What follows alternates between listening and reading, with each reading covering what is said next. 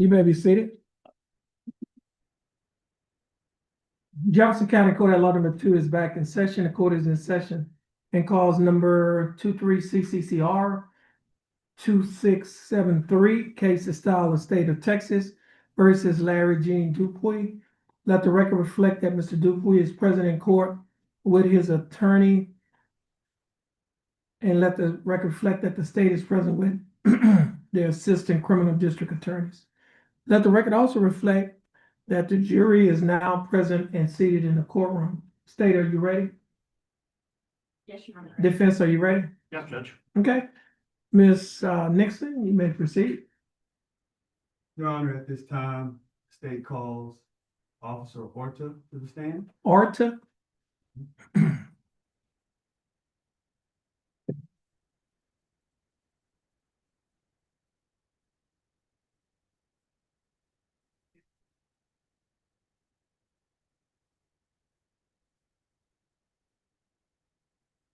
Officer Orta, would you please come forward? Okay, you come forward. Officer Orta, you can raise your right hand. Do you swear affirm to tell the truth, the whole truth, and nothing but the truth, so help you God? I do. Okay, you may put your hand down. You can take the witness stand, and you could adjust the chair and the microphone.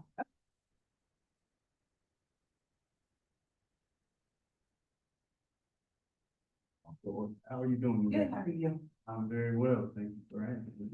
Will you please state your name and spell it for the record? Erica Ann Orta, first name is Eracia and my last name is Orta. Good, thank you. What's your current occupation? An investigator for the Police Department. And are you a duly certified and sworn peace officer? Yes, sir. And with whom are you currently employed as a peace officer?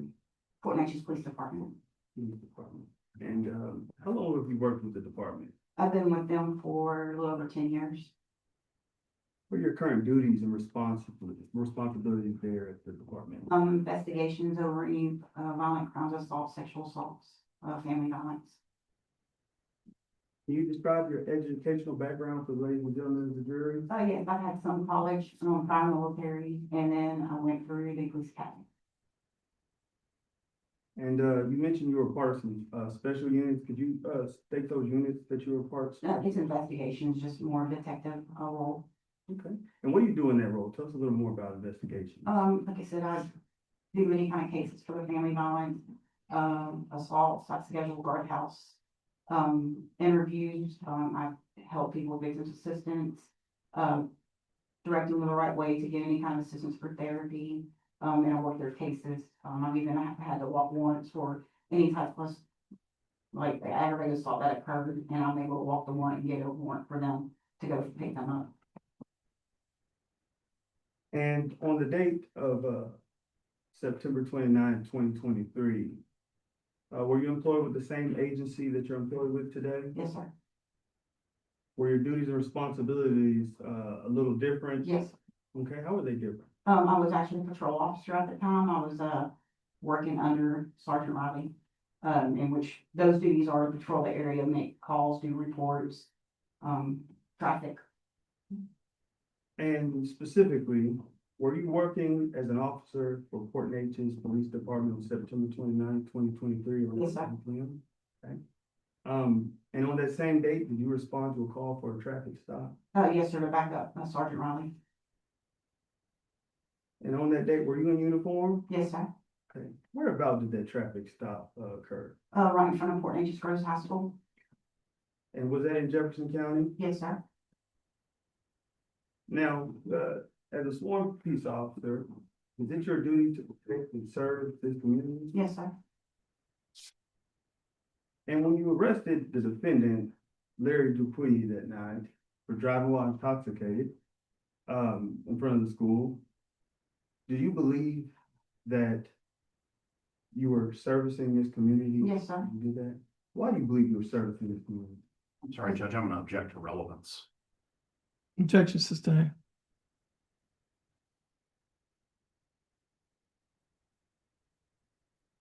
Do you believe that you were protecting the community?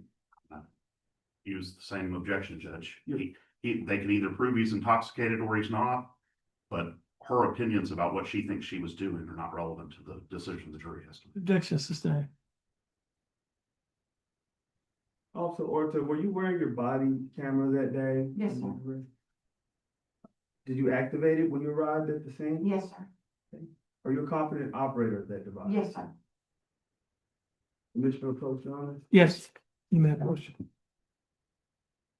Now, Officer Orta, I'm showing you what's been marked as State's Exhibit 9. Do you recognize this? Yes, sir. Officer ordered body cam footage. Did you have a chance to review it? Yes, sir.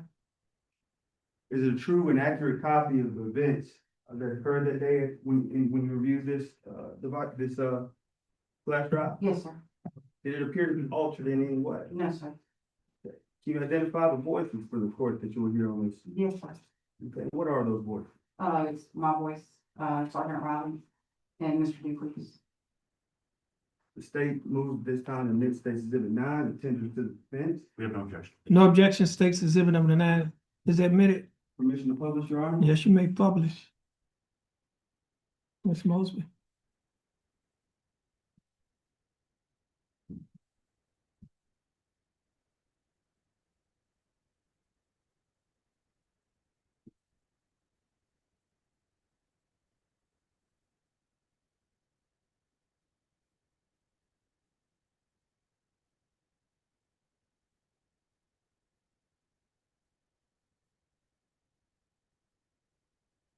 Yeah.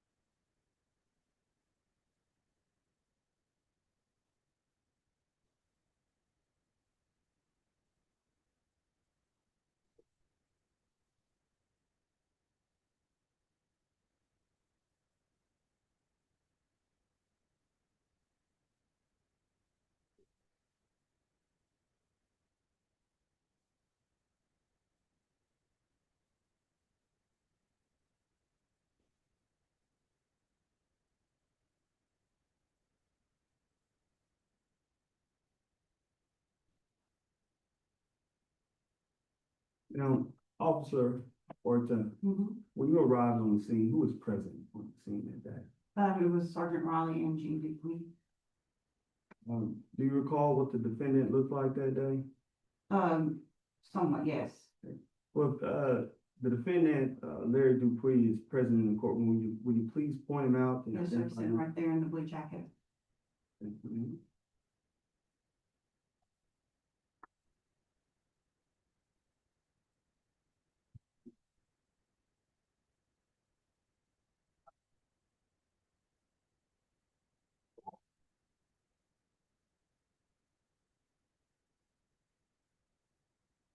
Officer Orta, can you please tell the ladies and gentlemen of the jury what that is, that vehicle is there on the left-hand side? It's a golf cart. And did you learn that the defendant used that to transport himself? Yes, sir. And, why was the defendant arrested that night? For, driving while intoxicated. Does that vehicle there have a motor in it? Yes, sir. does that vehicle to be authorized to transport, travel on the road? Is it required to have a license plate? Yes, sir. Is there age restriction on that vehicle? I'm sorry, say. Is there an age restriction? Yes, sir. If it's on a public roadway, it has to be 16 or older licensed driver. Was that on a public roadway Yes, sir. when the defendant was driving it? Yes, sir.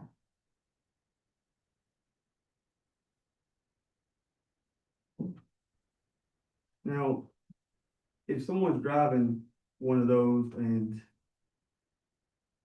it doesn't comply with safety regulations, or the driver, the operator of it's not complying with safety regulations, is that an issue for a law enforcement? Or- Yes, they could be cited. Citation. And why do you all cite or give them a citation or a ticket for driving out of compliance, whether it's while intoxicated or whether it's Well, insurance? let's say if the headlamp's out, it could be a safety issue, which could cause an accident. So it's with regards to safety. Yes, sir. And over the course of your career in law enforcement, you responded to car accidents and crashes? Yes, sir. And based on what you've seen in responding to those accidents, can a motor vehicle golf cart traveling at 35 miles an hour result in serious injury or death? Yes, sir, it can. Sorry, Judge, I'm gonna object to the speed issue. I don't think speed has been established in this case. To the contrary, I think you talked about in your opening arguments about golf carts and 35 miles an hour and their rate of speed, how they're not to. Right, what I say is, evidence, though, there hasn't been any evidence that there was a 35-mile-an-hour driving of this golf cart. So But you that's can't an open, objection. but you can't open the door to the work. Okay, objection overruled. Did you observe Sergeant Riley administer a field sobriety test on the? I did. I observed most of the time I'm kind of looking around, trying to, for safety reasons, especially at night, there's people that drive drunk and texting, and so my job is to just watch my surroundings and make sure he's safe.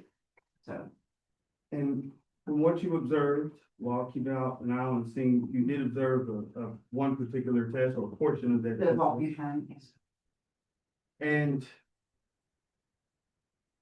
how do you know when someone fails a walk and turn test? They're unstable, they use their arms a lot, when they're walking, they're doing the toe to footstep. They tend to step off the line the imaginary line we tell them, or the line that's there. And their walk and turn, their turn to come back is usually very wobbly. And when these tests are, in general speaking, when these tests are administered, what is it that an officer is trying to determine? Their balance, can be off because of intoxication. And from what you observed when Sergeant Riley was administering the test on the defendant, what you observed from the defendant, did the defendant pass or fail that test? I'm sorry, Judge, I'm gonna object. This officer has not been established as having any training by the National Highway Traffic Safety Administration. Additionally, the National Highway Traffic Safety Administration says that there is no such thing as pass-fail. There are decision points, and so the. Okay, so what's your objection? Unfounded. I mean, she's giving an opinion that is not based on expert, training or experience. Okay, objection sustained. Officer Orta, we'll move on.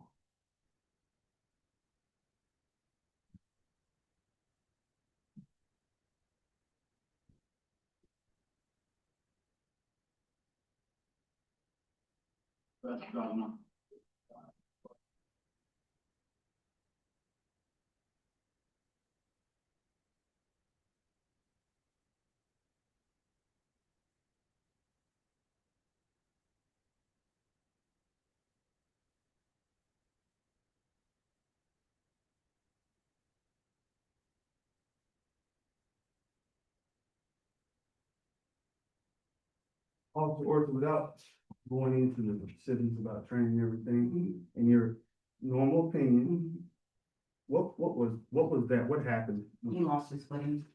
Lost his foot.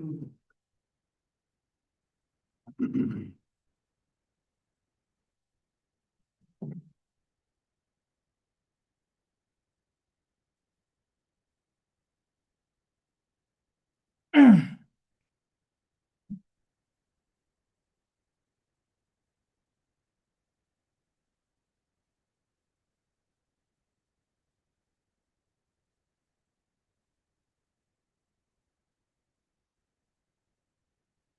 Orta, did you see that there in that video that you just saw? Should I play it again for you? Play it again, please. It's kind of a flare.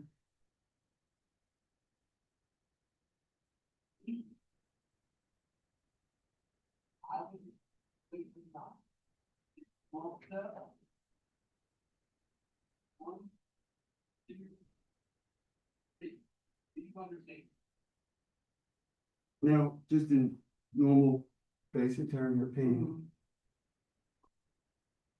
he was standing there like so, correct? Yes, sir. And then what happened a few minutes before I pressed stop? What happened? He couldn't keep his foot up.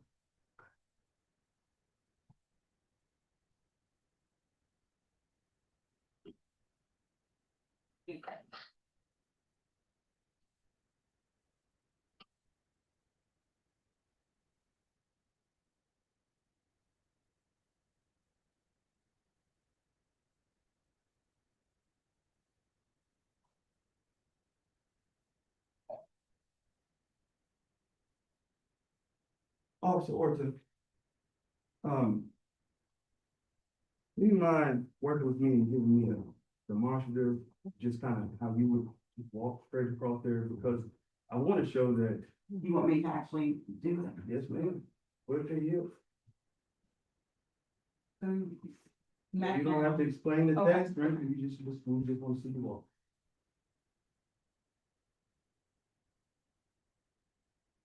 All right, now can you do that one more time with your arm by your side?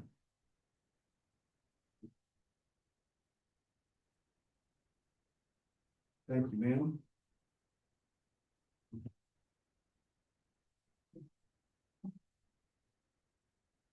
Was that difficult for you? No, sir. Are you sober today? Yes, sir.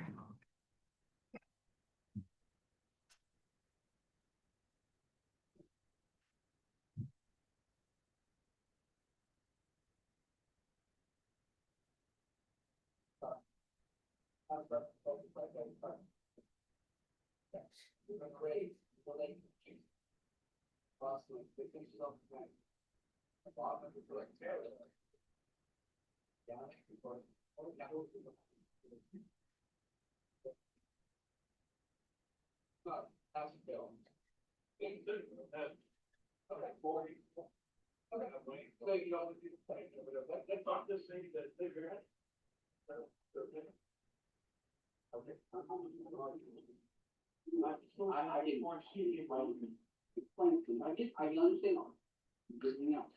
I can either explain this and demonstrate it for you, or you can just prove it for me.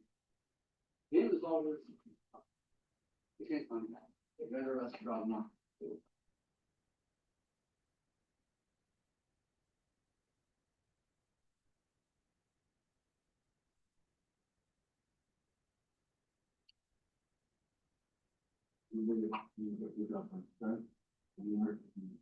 Don't you feel comfortable? Very good.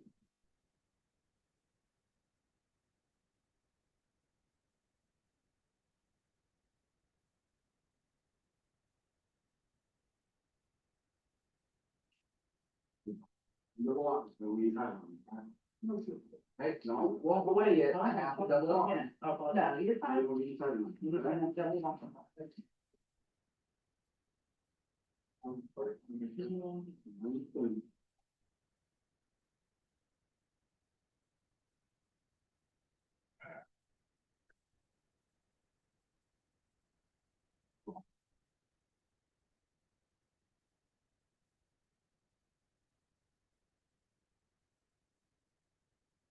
Don't want you.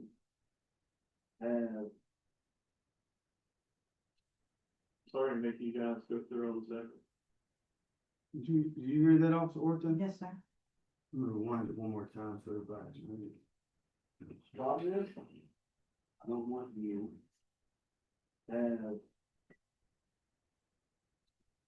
Sorry to make you guys go through all this effort. What did the defendant say to you and Mr. Sergeant Riley. I'm sorry, I'm making you guys go through all this. He said, I'm sorry, Mhm. I'm making you guys have to go through all of this. In your opinion, what efforts was the defendant referring to? How did you interpret? An apology for us having to arrest him for DWI. So in your opinion, you interpreted that as the defendant was apologizing to you. For being not while driving.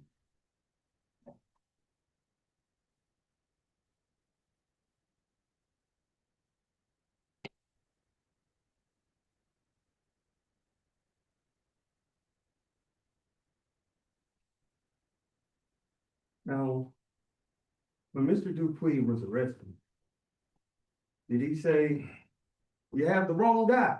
Do you hear I that? don't recall that, no, sir. When he was arrested, did you hear him say, oh, no, I didn't do it? No, sir, I don't recall. Did he say, I wasn't drinking? No, no, sir. Did he say, Officer Orta, I was drinking, but I promise you I wasn't operating a motor vehicle? Is that what he said to you? In fact, what did the defendant say? I'm sorry, I'm making you guys go through all this.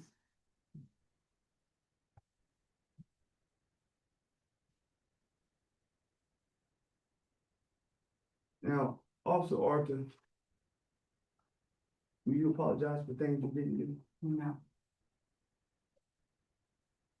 Do you say, I'm sorry, when you didn't do anything wrong? no, sir.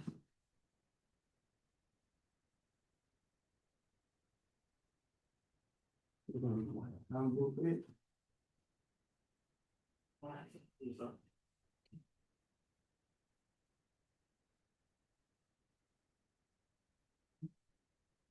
Officer Orta, what building is that there?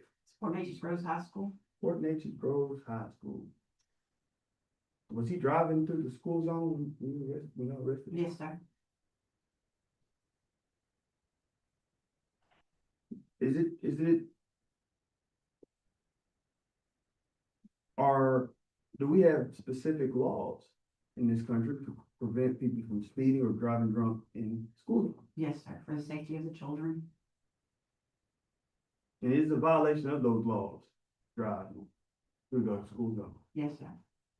when intoxicated. Yes, sir. Is it still a violation if someone drove through that school zone while intoxicated in a golf cart? Yes, sir, it's a violation of traffic and DWI. Yes, still you can. What about in a motorcycle? Yes, sir. It's a violation. Yes, sir.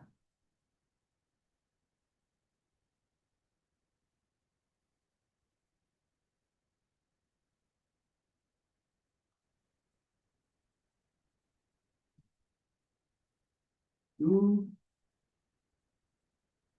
you believe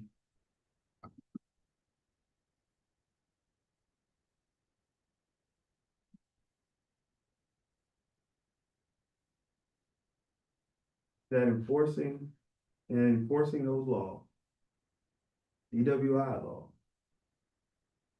particularly in school zone, you protected the public that night? Yes, sir. So it's your statement that you felt that you protected the public? Yes, sir. I'll move on.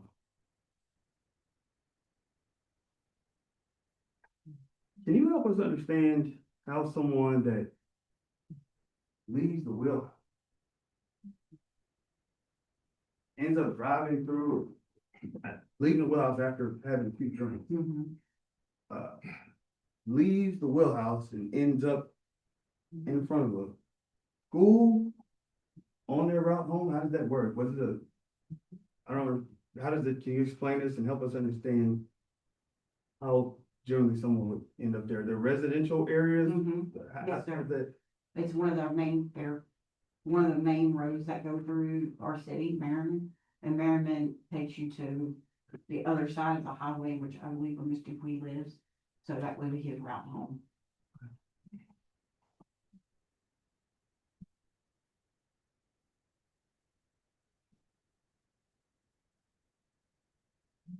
Now, Mr. Gertz had made some statements. I believe he opened the door and has opened an argument. I'll quote here, one of the reasons the Wheelhouse and other local businesses encourage people to drive golf carts is because it helps the community to drive golf cart motor vehicles after drinking instead of driving a truck. I believe he said an F-250. It helps the community drive a golf cart instead of driving a truck after you've had some drink. Sorry, is there gonna be a question anytime in our, There is a question here. okay. Do you believe driving a golf cart as opposed to a vehicle is helpful to the community? You've been drinking. No, Why not? because a golf cart can cause just as much damage as a vehicle. It still can cause serious bodily injury and death. If you were struck by it as a person walking, or even if you're driving, it can cause another accident. It can hit a tree, a house. I mean, it can cause serious danger. Yeah. To an individual, whether it's the driver of the golf cart or the driver of the vehicle. Understood. So it's not helpful to the community No, it's not helpful. to let you drive your golf cart over the big truck. Yes.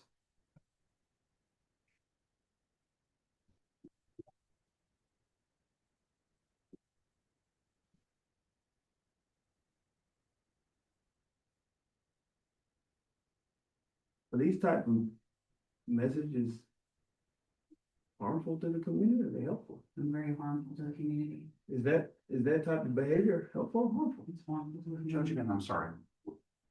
I'll move on. We're in the guilt innocence phase. What's helpful and harmful to the community is not really relevant at this time. Okay, objection sustained. Officer Orton, I have no further questions for you at this time. Mr. Kurtz, you Thank may. you, Judge. So used to calling you detective. Should I? Fine. Okay. Yeah. I'm gonna revert back to that. Okay. So, detective, let's just be clear about a few obvious things here, okay?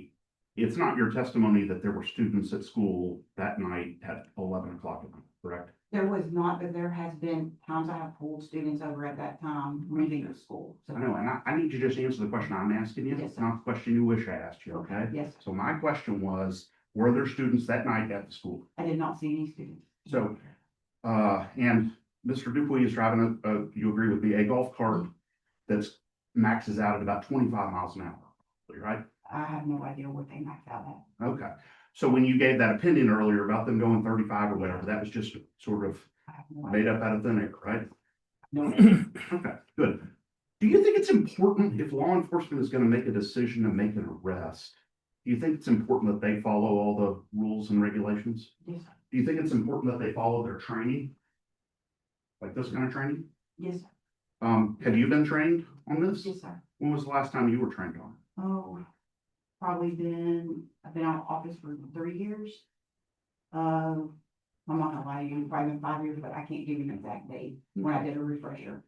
Let's jump back to something else that Mr. Vernon asked you about. Do you recall that night that y'all were having to, end up having to put 2 sets of handcuffs on Mr. Dupuy? I don't recall.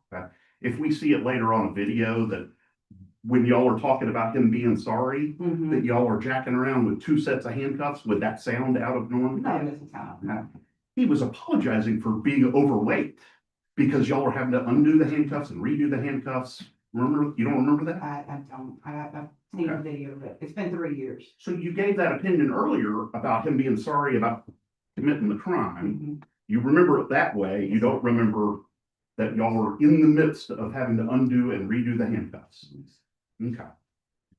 I don't have that video queued up, so I'm not gonna waste the jury's time with it, but we can, we can look at it later. I do wanna have the jury look at this though, please.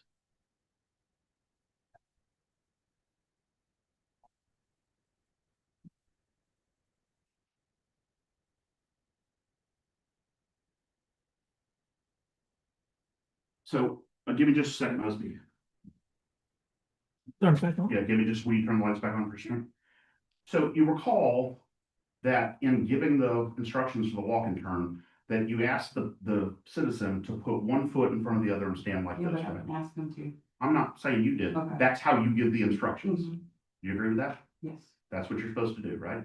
Well, you tell them, put 1 foot on the line and then 1 Correct. but it's been a while since I've done it. Sure. So, And I'm not gonna give you the full quiz. yeah. What I am gonna ask you about is this. I want you to watch, because what's interesting Mhm. here, I think you'll see in just a second. I want you to watch what the officer is doing Mhm. compared to what Mr. Dupuis is doing. Okay. Because he ends up standing there for about 25 seconds Mm-hmm. while the officer is talking about all kinds of other stuff. So then he pulls his foot out. Mhm. But you'll notice, and we'll show it. Right now, can you see both of the officer's feet? Yes. Okay, he doesn't have one foot in front of the No, other, does it's he? spread out. Yeah, okay. So he's gonna give some instructions, and let's listen to him.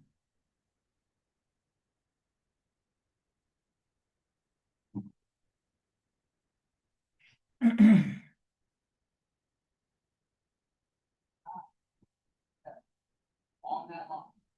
Once you start, not stop.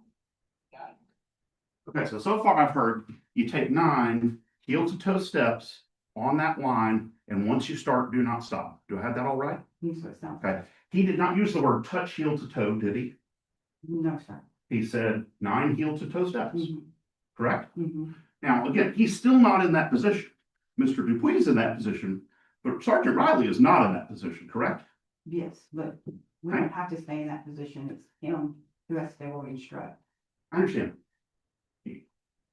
I'm just asking you to answer the question about what you're seeing right now. He's not in that position. I was just kind of saying what we do. I know you want to talk about what you want to talk about. Mr. Vernon can redirect you and you can talk about whatever you want to talk about. I'm asking you a question about, is he in that position? No, he's not. Got it.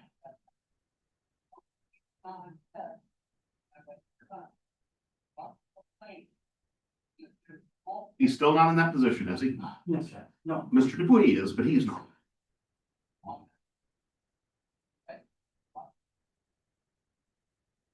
Now he finally gets in a position as he starts the demonstration, correct? Yes, sir.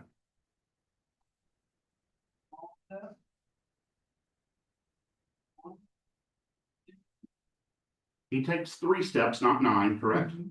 He stopped and kept giving instructions when he stopped to do the turn, correct? Yes, sir. So he stopped while walking. He gave three steps instead of 9, correct? Yes, sir. Now, Mr. Dupuis is now back into that position with his feet by his side, is he not? Mhm. Yes, sir. Now, I want you to watch when he says begin. Watch what Mr. Dupuis does. Puts the foot where it goes Mhm. and starts walking, right? Just identical to what the officer did, correct? The officer went from standing here and talking to going like this and doing the steps, right? Mhm. Yes, sir. So he's watching the officer tell him how to take the test, and the officer's doing all these things that are different than the instructions he's given, correct? Yes, sir. I mean, he's doing things totally differently, right? Now, let me ask you, I'm sorry, you can answer that. Oh, no. He's doing things differently, right? I mean, it looks different, but I can barely hear what he's telling him. I mean, so I can't really say what he, to be honest, I can't say what he said because that's very muffled. Sure. Standardized field sobriety tests. Yes? Yes, Were you certified? You were certified on these? Yes, sir. Yes, Your Honor, that deal is not in evidence, and if he's gonna be eliciting responses based on that, it's not in evidence. I'm just asking if she was trained on, Judge. He's already asked, he's already answered that question. I'll go to my next question. Okay, Jeff, When you you can were stay. trained on it, did they only do the training one time and then say, come in here and you don't get your peace officer's license if you don't pass this test the first time? oh, what do you mean? I mean, when they said, here, read this manual, Uh-huh. we're gonna let you practice this test one time. Or did they let you practice it lots Oh, of yeah, times? no, they did lots of times. Lots of times. So you've practiced it lots of times, right? Yes, sir. And when Mr. Vernon asked you to demonstrate a few minutes ago, I noticed you walked just like this, right? Mhm. And then, of course, that would not be No. the correct way to do it, right? Move the hands on your side. But you're doing it like this because you can keep your balance better that way, right? Yes? Well, yes, but I don't know why I kept my, I think because he had his hands up and I'm looking at it, so it's one of those things where my mind went to my hands out. Would that be similar to someone like, Mr. Dupuy looking at the officer and doing what he's doing? Yeah, but his hands were doing like this, I understand. mine were not. Let me ask you a different question. If somebody's doing this test and they're walking on the line and they stay on the line and they stay heel to toe, but they're so intoxicated that they fall over and they never use their arms, Mhm. they technically haven't done anything wrong because falling over isn't one of the clues, right? Stumbling, yes. Falling over is not one of the No. clues. I don't know if it's still off And balance. stumbling is actually not one of the clues either. It's just losing. Tell me what the 8 clues are. The clue, it's been 3 years. That's been Okay. 3 years that I've been on patrol. All right. So not getting them, I guess the point of my question though was this. stepping off the line is a clue. Stepping off the line would be a clue, right? If I fall over because I'm not using my arms for balance, would that make you think, wow, that guy's intoxicated? Depends on what the other clues say. All right. Were you able to see, how Sergeant Riley administered the horizontal gaze and stagnance? No, sir. Do you feel qualified to critique his administration in No, any sir. way? I would have to be there to watch it, and I'd have the manual in front of me to go over it, to be honest with you. Okay. All right, Joseph, pass the witness. Okay. Mr. Vernon?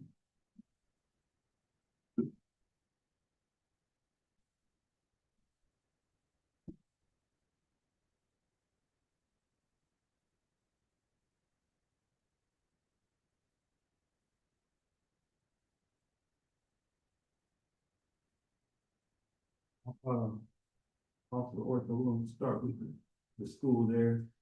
That camera facing the school, Yes, sir. where you seen that part out there? Vehicles. Vehicles. Do you remember what time of the year this, stop happened? Around football season, and there's a lot of like plays going, like they put together choir plays. There's a lot of the school events that go on in September, the start of the school. And this stop happened at 11 p.m. This, Is it possible that those cars could be there for after-school events? yes, sir.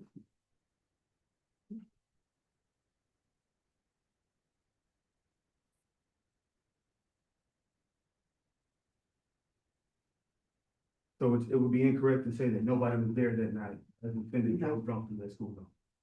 Yes, because there's vehicles there. You tell me that there's somebody, there's students, what have you.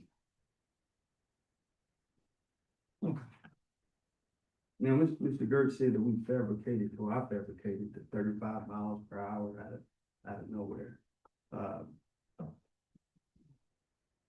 Or speed limits different and vary from place to place? Yes, sir. Do they vary in that school zone? Yes, sir. And are those school zone speed limits less than? 35 is 15. Now, we're gonna go back to the double handcuff arrest here.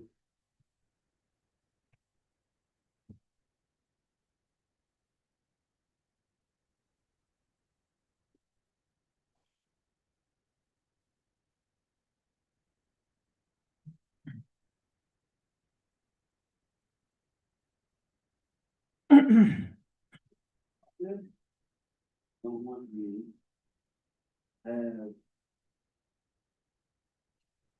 Sorry to make you guys go through all this effort.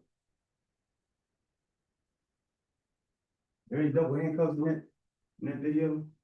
I did not see any double. Now, as we fast forward to, it's the fact he wasn't appeared to be double handcuffed. But are you seeing any double handcuffs when he made that statement? No, sir. Did he say to you, I apologize that I'm overweight and y'all have to use double handcuffs? No, sir. What did he say to you? I'm sorry, y'all kind of put y'all through this effort. I'm sorry, but now, y'all, is it, I believe you said earlier, is it normal for y'all to have to double handcuff someone that's a little bigger? Yes, yeah, we do, just because it's painful. Don't want them to hurt, you know. So is that extra effort to double No. handcuff? Not at all. So in your mind, could it logically, Mhm. was he, did you construe it in your mind? No, to be able- sir. I won't take it. Well, how did you take it? So he's apologizing, after watching the video, apologizing for driving while drunk, and us having to do all the work we're doing there. And having the rest. Now, Mr. Gertz likes to use this, SFTS manual. He likes to bring it up there, but it's not in evidence. It's been a while for you, correct? It's been a while since you've gone through Yes, that sir, it training. has been. But that test, he wanted to compare the book test you had. They give y'all some practice tests before you take. Yes, sir.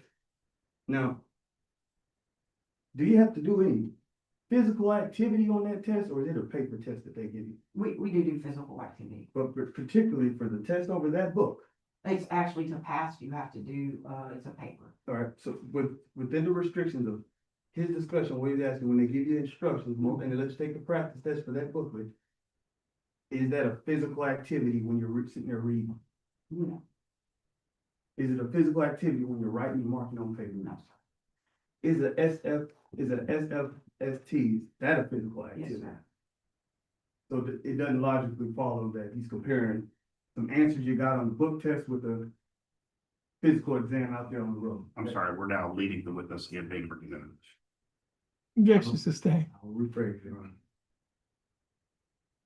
In comparing the answers or practice times that you got on that book, Mhm. does that compare to someone doing it? No, sir. It's like,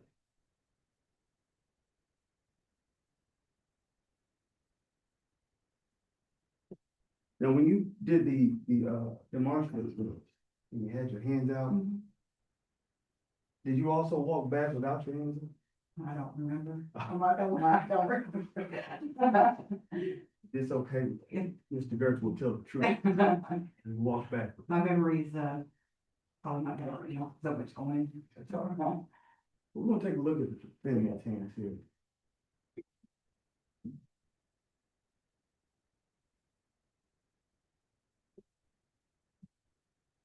Plaintiff and demonstrated for you, or you can. Then there's all this.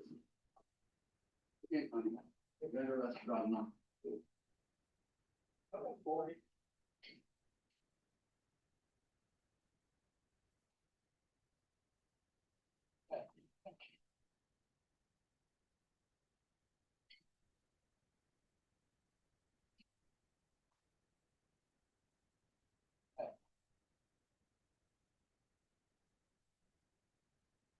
So here, what position were the defendant's hands in when he was walking?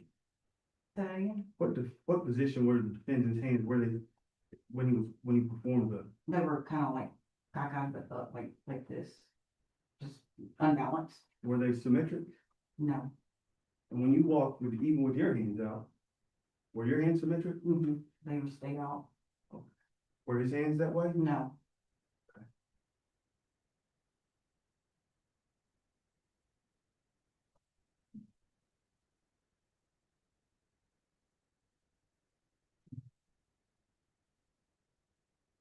No further question I passed. Hey, Mr. Gertz,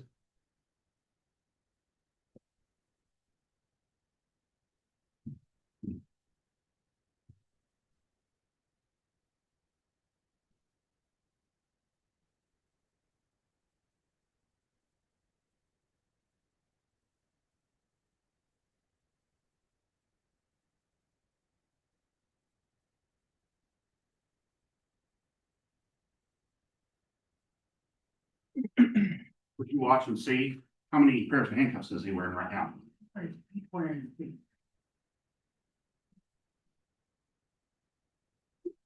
Now let's go through all the second.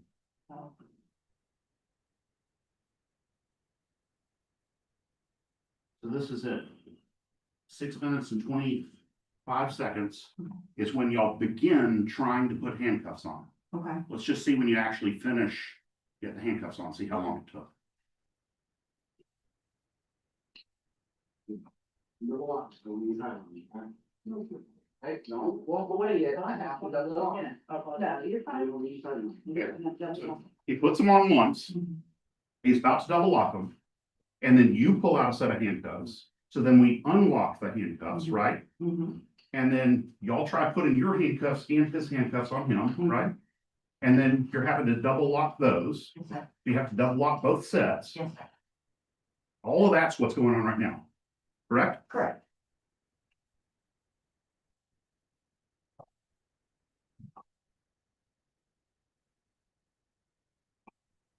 Still messing with the handcuffs, right? Yes, sir. It's not- I don't know, I can't see, but sounds like them. I mean, you see in the shadow, all three of y'all are standing there messing with his hands.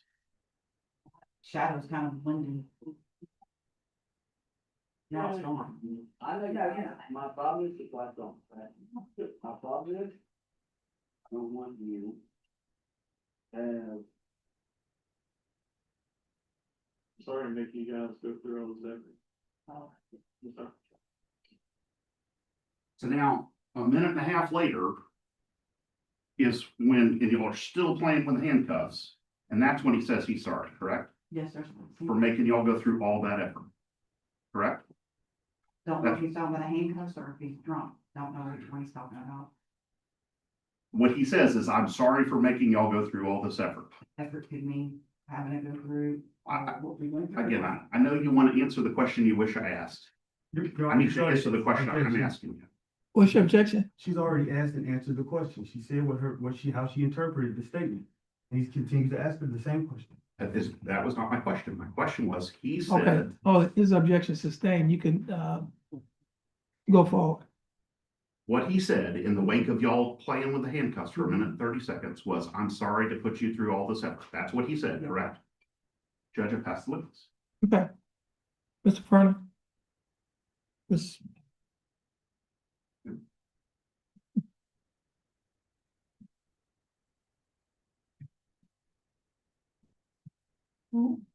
Officer Orphan, we're just gonna go back to the beginning. When the defendant apologized to you, said, I'm sorry for all of these efforts making you have to go through. How did you interpret the statement? I did interpret it as he was sorry we were having to arrest him for DOE. Now, Gertz has asked you, he estimates it took about a minute, 30 seconds to double lock the handcuffs and all that stuff. In your line of duty, is that extra effort or is that protocol? It's not extra effort to me. I mean, it's what we do. Now, during the 1 minute and 30 seconds, did the defendant comply with all of your orders, all of Officer Riley's orders? We're gonna listen to that.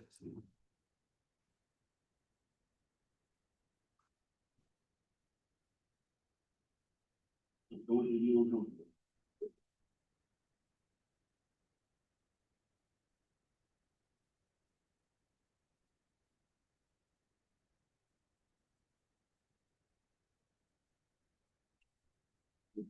Number one, so we time.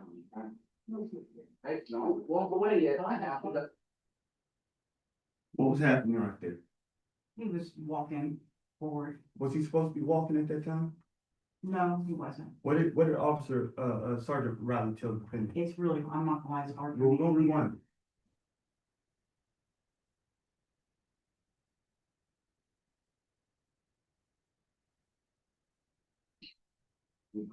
Number one, so we time. Hey, no, walk away yet, I have to. Walk in. Here, About the entitlement. if you're welcome to, or we can stipulate to what he said. Yeah, he definitely says that. I'm Okay, with so, that. so he said, don't walk away. They're tight on me. Tight, that's They're right. catching tight. So he was he walking away from you Yes, he was throughout that walking time? away. And there's a few seconds, 10, 15 seconds where he's walking away. Mhm. Then there's another some more conversation that occurred. I'm sorry, Judge, we're leaving the witness now. objection sustained. Were there other conversations that happened between Officer Riley, that you heard between Officer Riley and the defendant while you got putting the cuffs on him? It was just, I mean, telling him that he was, sounded like he was trying to adjust his cuffs and like you said, he was telling him don't walk away. They're tight. And there were other, let's see.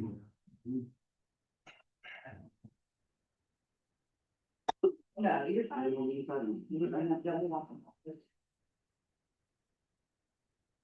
First, I'm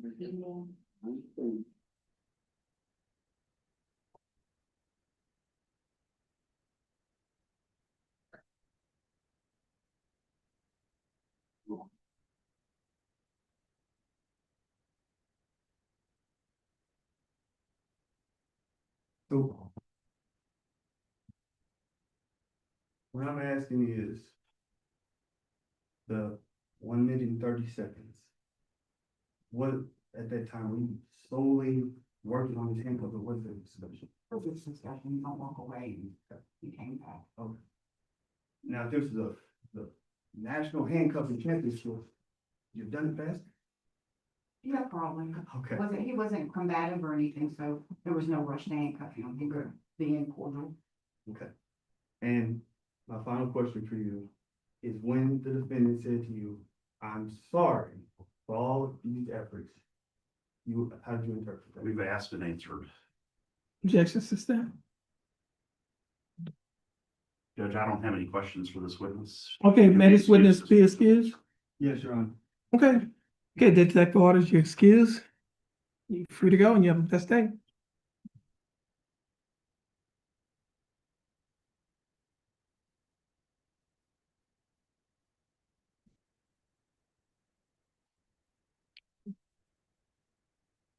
At this time, ladies and gentlemen, we'll take a 10-minute break. Okay? Everyone, please stand as the jury exits the courtroom.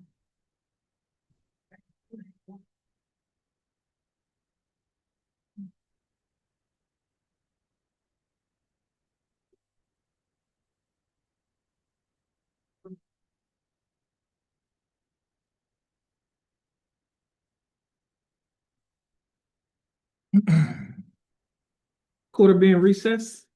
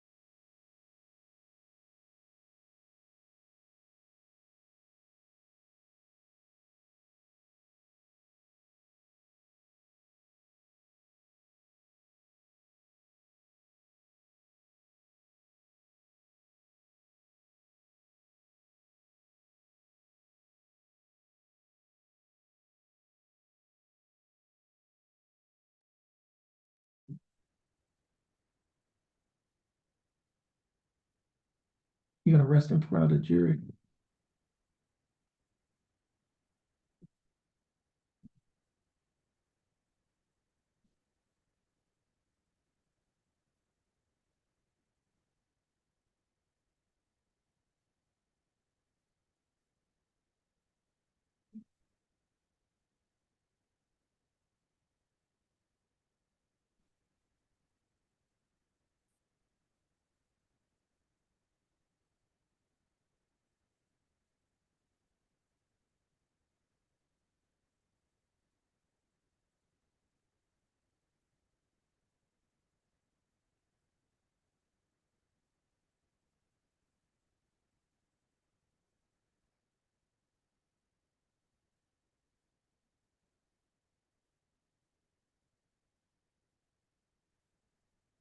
May be seated.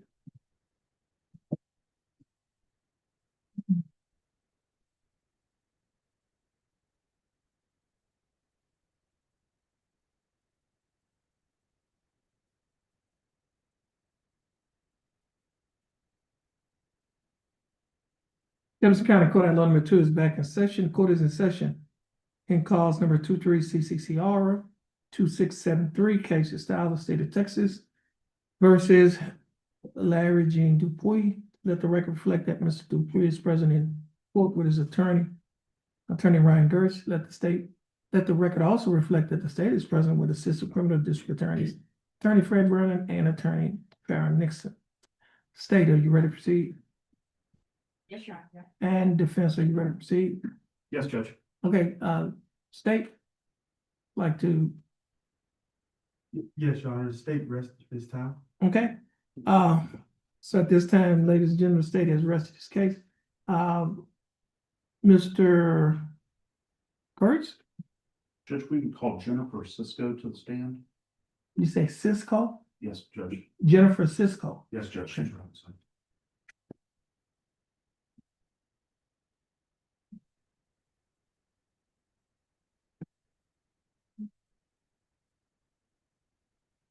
Ms. Cisco, would you please come forward?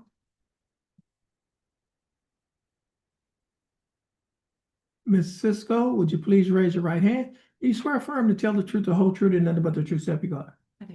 Ms. Cisco, you may put your hand down. You can take the witness stand and adjust the seat in the mark.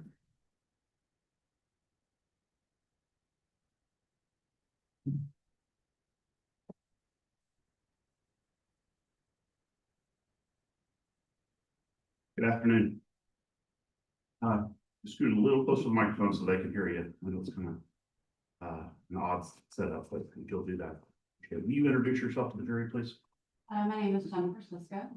And what do you do for a living now? I'm a medical laboratory scientist. And tell us a little bit about the education you got to get attain that title. So I have a Bachelor of Science in Medical Laboratory Science from Oregon Institute of Technology out of Oregon. We do all kinds of extensive training and testing to ensure that we are qualified to work in hospital labs, state lab, crime labs, pretty much any kind of lab, even chemical labs for like chemical plants around here as well. And it's one of the things that you do or specialize in related to alcohol testing. Yes. Are you familiar with how alcohol is tested in blood? Yes, there are several different ways. It just depends on what lab you work in. Okay. As to what way you can test it, yes. Okay, different labs are certified to do different things, is that right? Correct, And are you familiar with those various certifications? yes. Have you testified in courts in Southeast Texas on a number of occasions? Several occasions, yes. Okay, about this particular topic? Yeah. Okay. I want to turn your attention to sort of three key components of the blood process, if you will. First, I want to talk with you. We tell the ladies and gentlemen of the jury a little bit about proper mechanisms for doing a blood draw. So there's a standard protocol for drawing labs or drawing blood for any kind of specimen. Alcohol has its own standard itself. Number one, you want to make sure that you're not using an alcohol-based cleaner. because it can falsely elevate the blood alcohol concentration within the testing of the tubes itself. So the first thing you want to do is ensure that you are cleaning the site with an approved cleaner. Generally, it's iodine. It can be like a surgical scrub of some sort as well. So you want to clean that site for 30 seconds. Then you want to allow it to air dry for 30 to 60 seconds before you do the draw itself. If at any point during that time you need to repalpate to find the vein, figure out where you want to insert the needle, you have to start the cleaning process over because you contaminated the site. Contamination is a big issue within blood alcohol specimens. It can falsely elevate the blood alcohol concentration within the specimens. Let me ask you about a saline solution. Is that an appropriate thing to use? No, it's not. Okay, why not? Saline does nothing to remove contaminants from the draw. And one of the types of contaminants may be alcohol itself, correct? It could be, yes. For example, if I were to spill a beer on myself earlier in the night, that might impact the blood draw, is that correct? It could, yes. How would it do that? Even a minute amount could enter into whenever the blood draw is done, it could enter into the specimen and falsely elevate the concentrations. Is it best practices to have someone videotape a blood draw in a potential criminal arrest? That is best practice to ensure that protocols were followed, yes. Okay. And does it give you pause if there is not a videotape? Would that give you concern? It does give me concern because you're not able to see what was done, if it was properly done, stuff of that nature. Okay. So what happens next? We got the site cleaned. What do we do next? So you have the site cleaned, you're gonna insert the needle. Generally, it is, the draw is done with a vacutainer, basically meaning that the tubes themselves are pressurized.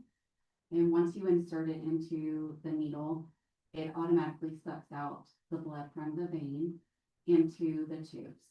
And those tubes are pressurized to a certain point that whenever they are completely full, they stop filling. At that point, you can remove it and put on another tube and the same thing will happen. After that is done, you want to ensure a lot of the test tubes have additives or preservatives to ensure that the blood doesn't clot or that it stays preserved for a number of days before testing. So you want to make sure that you mix those additives in. So there's a proper procedure of inverting the tubes 8 to 10 times before just setting them down. And then after that, the tube should be labeled and then put into the field. Generally, it is done videoed so that everybody can see that the box was sealed before being sent off. And again, if we don't have it, a video of whether or not the needle was inserted properly and things of that nature, we don't know whether that protocol was followed. Correct. Let me ask you this. If I were to, what would be the impact if I pulled the needle and the second tube out together? Well, when you do that, especially if you haven't filled the tube all the way to the top where the vacuum has stopped, you are introducing contaminants via the air into that specimen. And potentially one of those contaminants could be oxygen, is that right? It could be, yes. When oxygen and glucose are sitting together in the tube, what happens? So there's a number of things that can happen. It could also elevate the blood alcohol levels. It could, contamination could happen. There's several different things. Okay. When sugar ferments, by sugar I mean glucose, when it ferments, one of the byproducts of that can be alcohol, is that correct? Correct. And that can not only contaminate, but actually artificially elevate. Correct. Okay.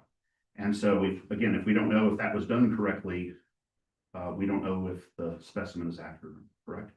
Correct. Everybody has a normal skin flora, and that is the reason that we clean the site, to ensure that we try to remove as much of that normal skin flora away from the insertion site. And part of the skin flora is bacteria and fungus as well. Okay. What kind of bacteria would we be worried about? So some of the bacteria that you could probably be worried about would be lake strep or, staph. Also fungus would also be like yeast or Candida albicans is one of the yeast that is the most particular to cause false elevation in blood alcohol. Okay, so you said that last word really fast, and it's a word they don't all know. What is a Candida albicans? Candida albicans is it's a fungus, basically. It's everywhere, lives in, all over the environment. It's on our skin, it's on our pets, in our homes, in the ground, everywhere. And what does it do when it interacts with blood? So when it is mixed with blood, it's potentially a contaminant because in the right circumstances, it can cause fermentation, which can falsely elevate the blood alcohol concentration via fermentation. I want to come back to that in just a second as it relates to storage. But I'm going to ask you about the process for the multiple tubes that are taken from it. So in this case, there were 2 tubes taken. And you've seen the testing reports, correct? But there were 2 tubes of samples of blood taken. If the second tube is taken out improperly and exposed to oxygen or the air or whatever, and the other tube is not tested, will we ever know the difference between those 2 tubes? No, the other thing is you'll never know which tube was actually tube 1 or tube 2 either, because they're not labeled 1 or 2.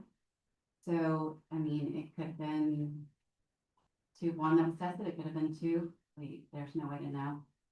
At least not from the records that we have. Correct. Okay. But in proper draw, I mean, the best results are gonna start from the very beginning. So the very beginning is basically starting at the blood draw. And if the blood draw is not done properly, then all the rest of it to follow is not proper either. Okay. Kind of garbage in, garbage out. Correct. Okay, good. You talked about fermentation. Does temperature impact potentially fermentation? Temperature is a big impact in fermentation.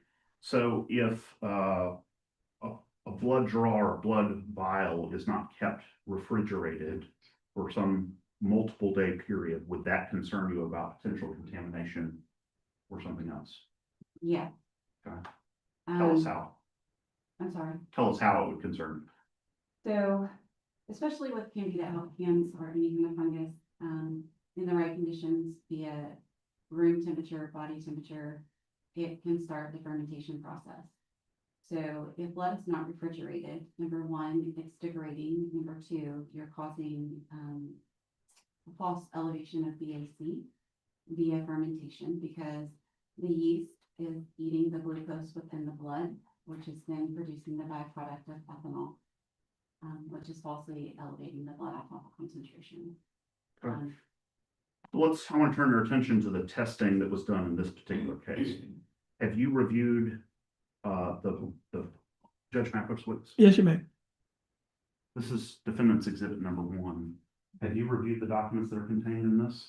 I have. Okay.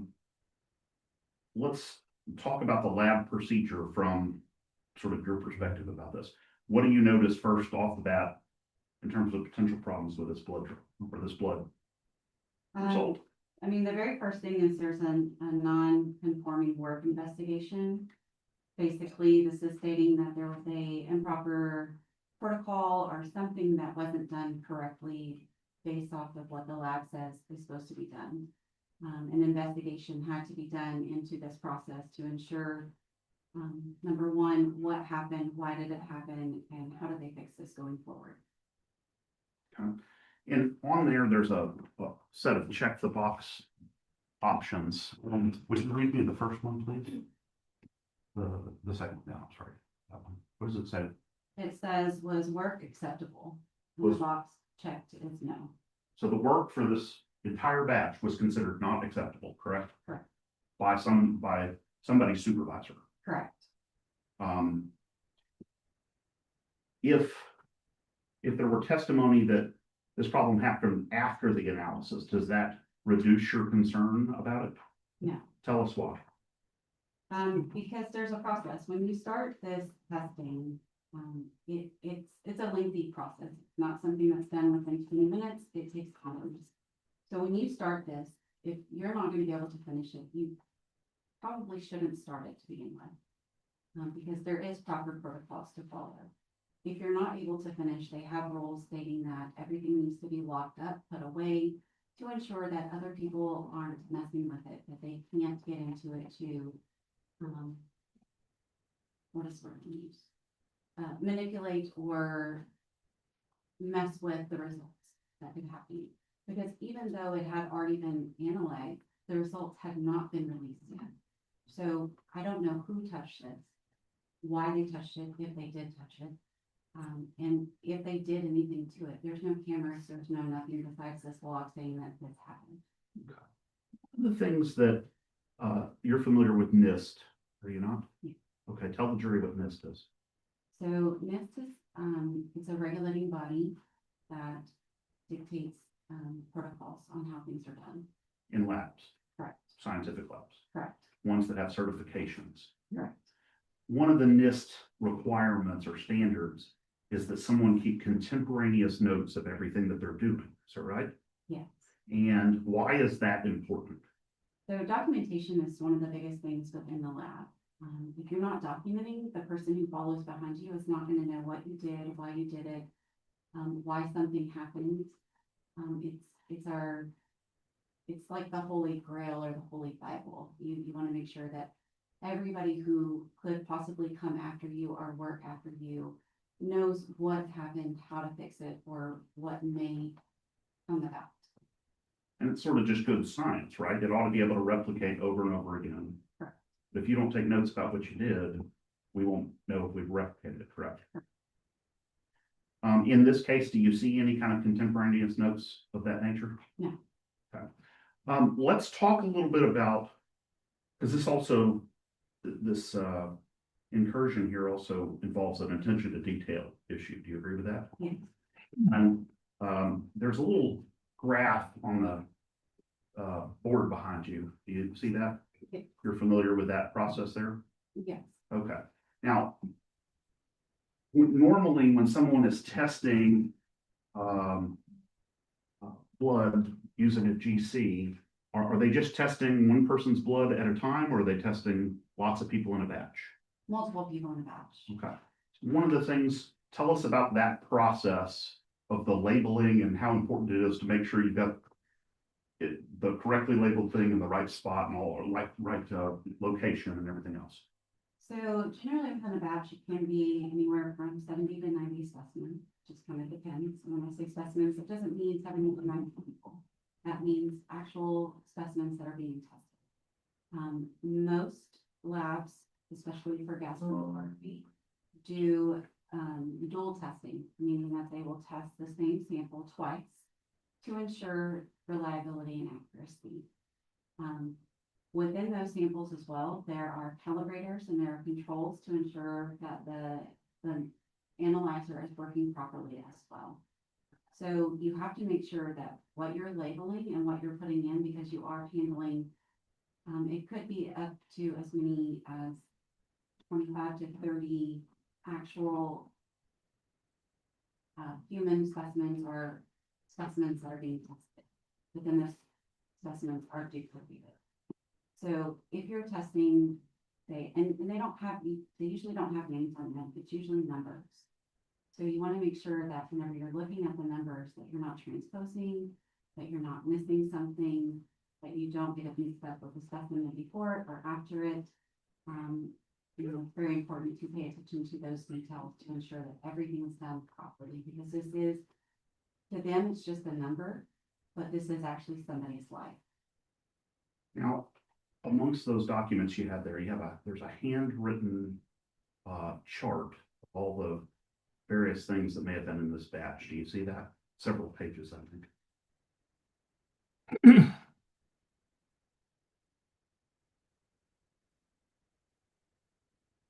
You're talking about the quantification log? Yes.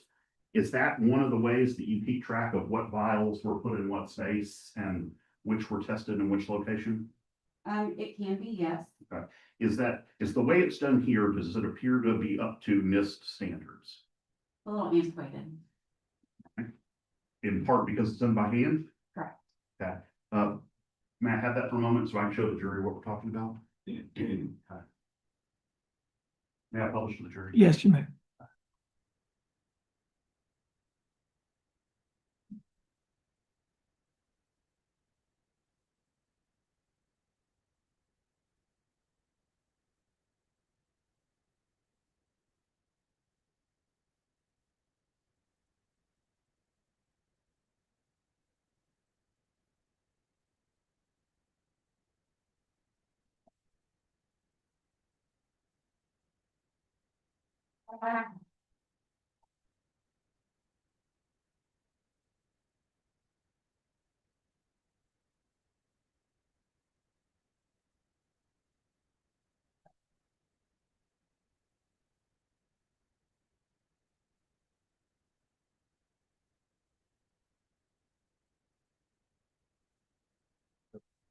So this machine that we're dealing with here that's behind you, this is called a chromatograph, is that right? So it's, the machine itself is called chromatography, gas chromatography analyzer. Okay. The chromatograph is the actual graph that comes out. Okay. And is that this? Page before.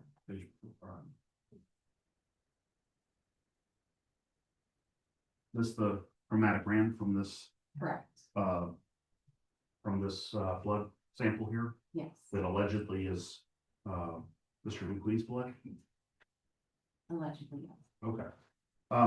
When you look at that, by itself, that chromatogram, do you see anything that gives you pause? There are a few things on here that, do concern me. There is a peak that is quantified, it is not identified. Okay, let me pause there, and I'll put that on the screen while you're talking.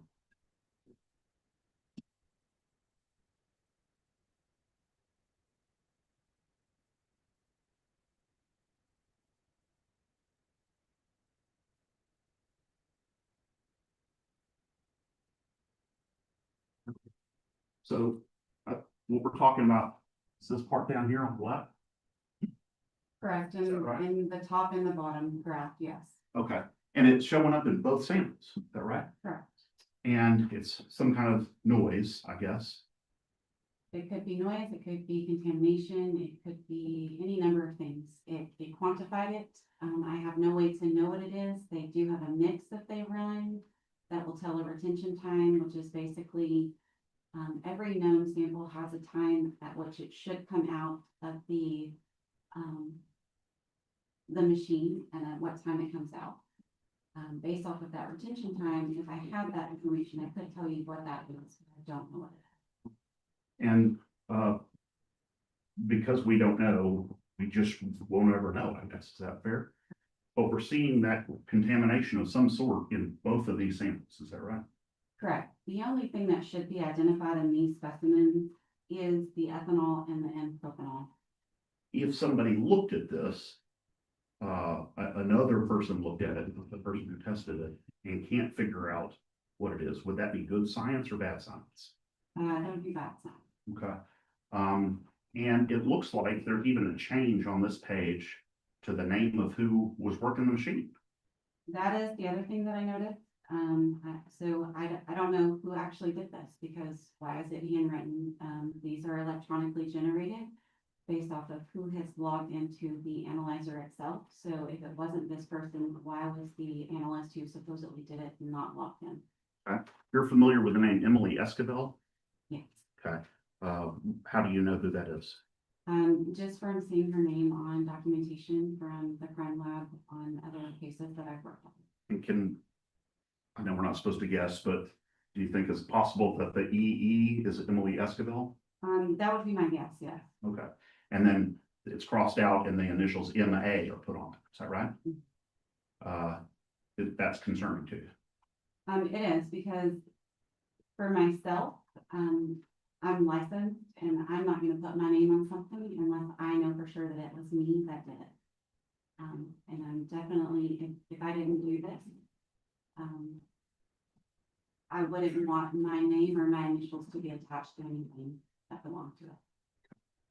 in a situation where blood might be contaminated or might have been altered or may not be the right blood or whatever, what's the appropriate response for us in terms of understanding what the true blood concentration was, blood alcohol concentration was? Are you asking what should be done Yeah, what should be done? as far as like with this case or just in general? Both.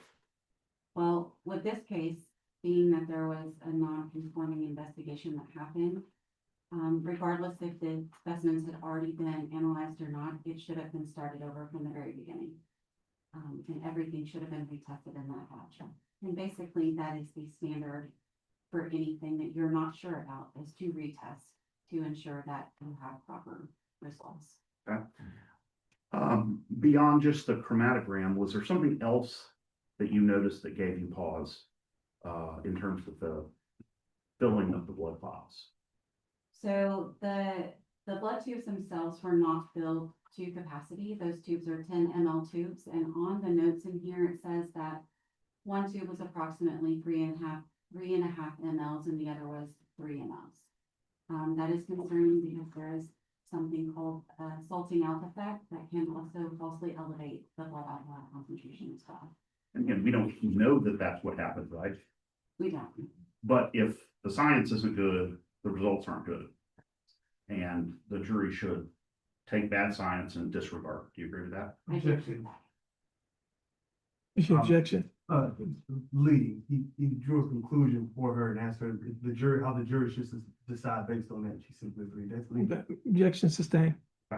As a person considering mistakes in a scientific test like this, what's the proper response to seeing these errors? What do you mean by that? What I mean is, let me ask a better question. How about that? Should we give full consideration to blood that has been poorly tested, or should we just throw it out altogether?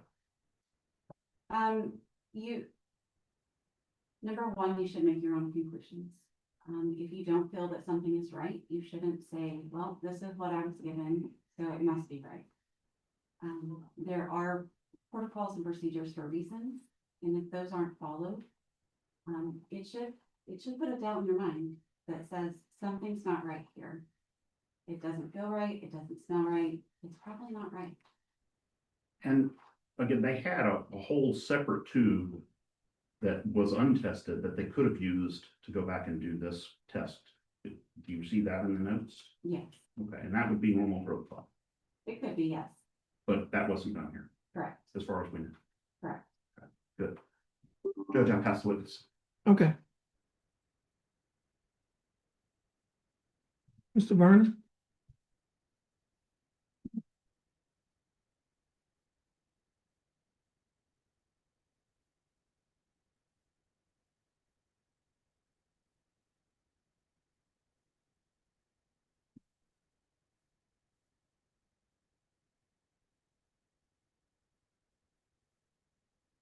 Could you please remind me of your name? Hey, Miss Jennifer Cisco, Is it Dr. Jennifer or Miss Jennifer? it's just Miss Jennifer. So, Miss Jennifer, would you tell us how much you were paid to come here today? I actually have not been paid for this. I was just hired on this case.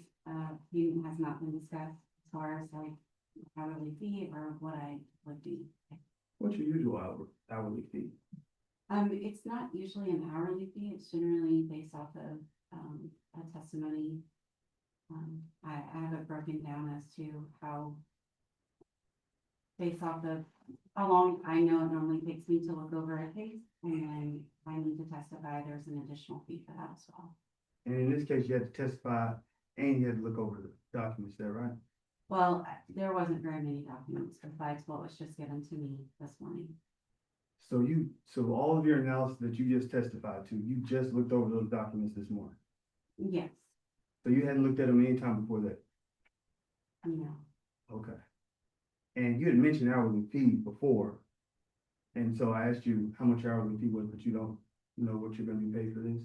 I don't do it off an hourly fee, I do it off of a set amount. And what's that set amount? So for me to look at a case, it's anywhere from $2,000 to $2,500 to look at all the blood discovery. And when I say discovery, generally what I get is thousands upon thousands upon thousands of pages of discovery that I have to go through and decide, is this pertinent to this case or does it pertain to just junk that they've had? Yes. If I'm needed to testify, it's an additional $1,500 for me to come and testify. So that could be around $4,000 to come testify and read through documents. It could be, yes. Could be more. Generally, it's not more, no. What exactly were you paid to do? I haven't been paid to do anything. I was asked to come and testify based off of my expert knowledge. Correct. So, but you were asked to do something. You were just asked to sit down. What were you asked? What did the defense ask you to do? They asked me to come and talk about proper blood draw. And then once I was given these documents, I was asked if there was any concerns that I had. And those concerns are what I brought to speak to. You got a couple of hours to review. Now, let me ask you, you said that you had testified before, in the area. Is that right? Yes, sir. Have you ever testified for the Jefferson County District Attorney's Office? For the district attorney's office? No. So who do you, the times that you testified in the criminal defense cases, who do you usually testify for? Are you wanting to name drop specific Well, attorneys? you don't have to, but what I'd like to know is, were you on the defense side? If you haven't testified for Jefferson County, do you usually testify for the defendant? Most all of the clients that I work for, I did it as defense attorneys, yes. So defense attorneys can hire you to come and testify and analyze the state's evidence, that blood draw evidence, is that right? Correct. Just like the state analysts are the defense attorneys experts, I'm sorry, the prosecutors experts, I'm the defense experts as well. So you only testify for the defense, you are their expert, is that your statement? If I were to ever be asked, You just asked a yes or no question, you just said you are the defense attorney's witness. if they ask me, yes. You didn't, watch the blood draw of the defendant's blood that day, did you? I haven't seen a blood draw video now. Okay. Well, I'm asking video, I'm asking, did you see the blood draw? No, And you didn't watch any video, did you? no, Did you inspect the lab? no. They're not gonna let a lay person come and. But did you inspect the lab? No. Did you talk to the scientists at the Jefferson County from the lab about their results? No, Did you talk to anybody about your concerns you had about those results? Mhm.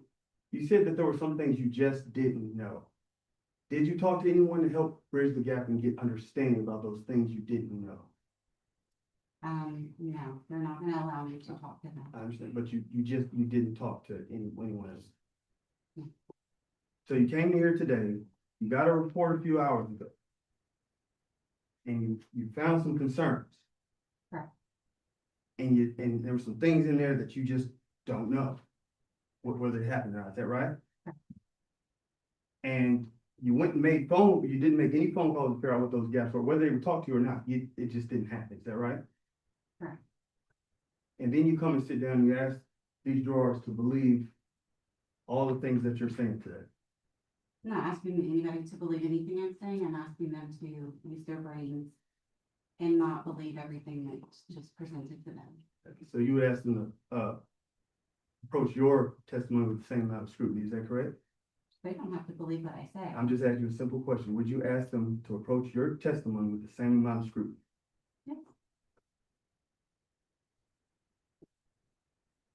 Do you know whether there was bacteria, strep, or fungus, or anything on the draw site of the defendant when his blood was drawn? I don't know. I didn't see a video. I wasn't there for the blood draw. All I can tell you is from past experiences, what I have witnessed before. Okay, but you didn't witness anything in this case. So you don't know whether that site was clean, dirty, or excellent. As far as I know, nobody knows. But you can't speak for the scientists that did the draw, right? We can agree with that. You can't speak for them, can you? You're talking about the nurse that The did nurse the that draw? did the blood draw, you can't speak for them, can you? No, So you don't know whether the site was clean, dirty, or excellent condition. I can tell you that I'm not asking what you can't do, I'm asking you, do you know whether it's in excellent condition or was it clean? I don't know. You talked about, the impact of temperature and formation, and how that could impact the blood draw. Can you honestly say, do you know, honestly, do you know whether the blood sample drawn from Mr. Dupuis was impacted by fermentation? I don't 100% know, but I can tell you that I'm not, do you know? That's a yes or no question. I don't know.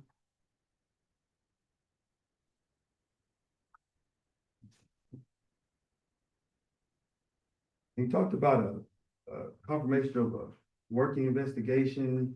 Did you, any, outside of anything you did reviewing that report for a couple hours, were you privy to any investigation that was done or anything like that at the crime lab, Jefferson County Crime Lab? So you have no idea what, if an investigation was done or what the results therefrom would have been? Only what was given in this report based off of the investigation that was done.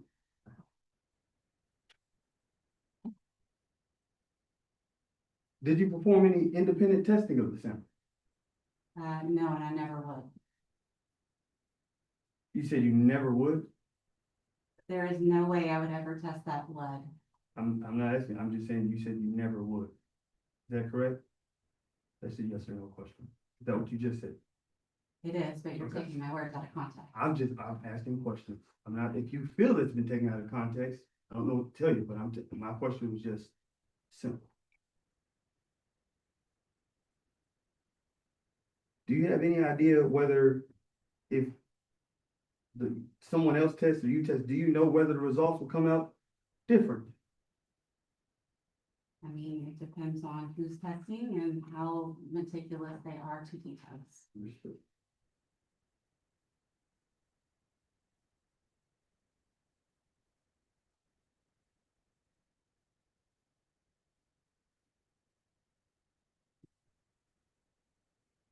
You saw, you noticed, you identified earlier that the badge or the tube was marked and it said, not acceptable. Do you know why that was marked, or check mark not acceptable? Do you know why? On this non-conforming work investigation report, If that's the report where you said it's marked not acceptable, do you know why? they're saying that the work was not acceptable. But do you Basically, know- they're saying that the work that the analyst did and the way that it was left was not acceptable. So, So you said the way that it was left was not acceptable. That was your statement, right? correct. Okay, so the way that it was left was not acceptable. So you don't know why it's marked that way. It could be, and correct me if I'm wrong here, but it could be merely because it was left at a particular location after analysis was performed. Would that mirror the check mark was not acceptable if it was left somewhere after the analysis? I mean, in the notes, it says why. But what is, Would you like me to read the notes? please? Okay, so it says the incident involved blood tubes from the blood alcohol kit being left out on the bench top. These cases were already analyzed and were in the process of being released to return to submitting agency. The scientists needed to attend a virtual meeting and left the blood tubes on the bench top while they did so. After the meeting, the scientists left the laboratory for an appointment and forgot to go back and secure the evidence in their storage cabinet. The room was locked by other laboratory personnel until the original scientist was able to return to the laboratory and properly secure the evidence. Yes. So the reason it was marked not acceptable was because after the analysis had already occurred, you left it out over there. Is that correct? Correct, but Is that correct? I meant you read it for us. That's I'm what just- it's saying, okay, yes. that's what it says. Okay.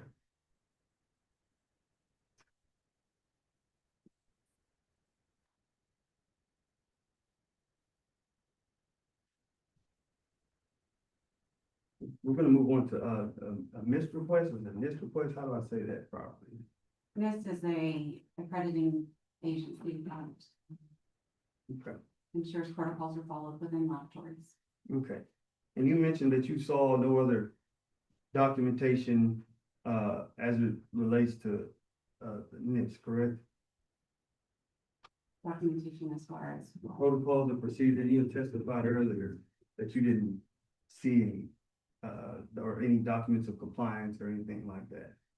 I haven't seen their protocols or procedures, not based off of this case, no.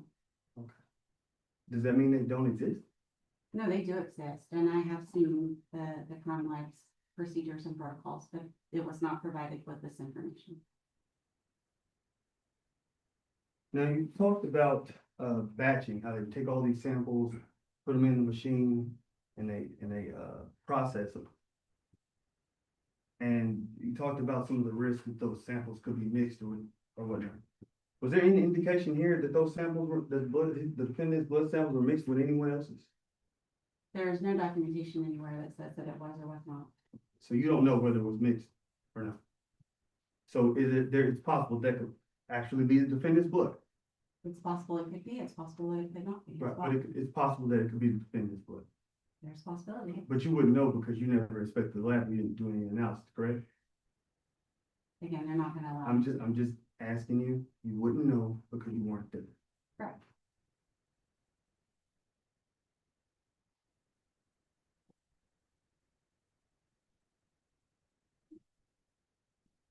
And you had mentioned, you had a statement here, you said, to them, I'm not sure if you were referring to the mixing or what, but you said to them, it's just a number, but it could be someone's life. You recall making that statement? I do.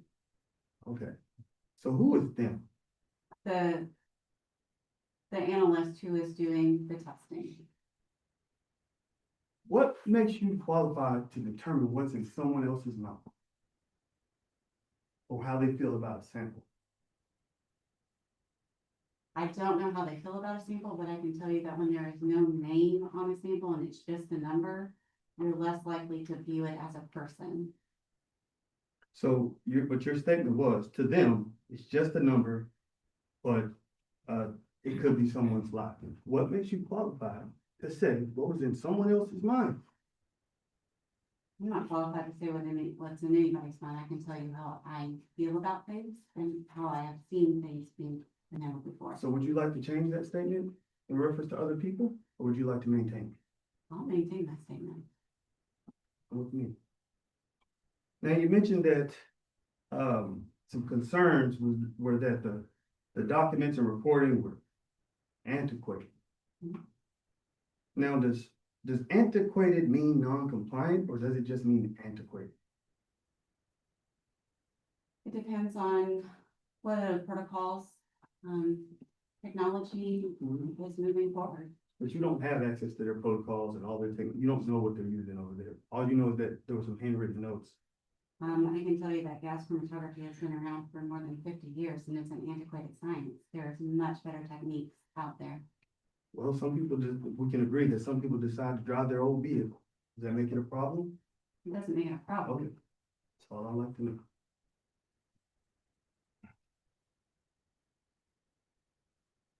And it's possible, we can agree, that if a system or process is antiquated, it can still be compliant. It can still be compliant as long as protocols are followed, yes. But if something's antiquated, it can still be compliant.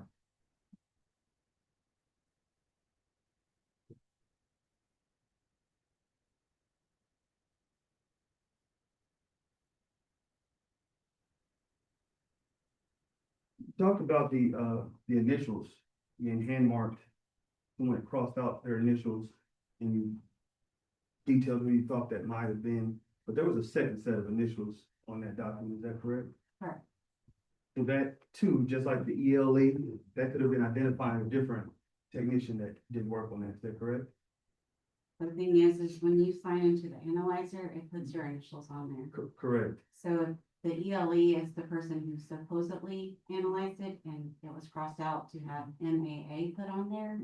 Who actually did the testing? I don't have any idea because whose initials are logged into the analyzer are not who actually did the testing. And that's. Did you observe the testing or? I can only tell you what I'm given on the information. Okay. But a mark through there is an indication that it could be an indication that someone else did the analysis. That's a yes or no question. Yes, yes. So it could be an indication that someone else did the analysis. Okay, pretty good. State passes the witness, Your Honor. Mr. Gertz?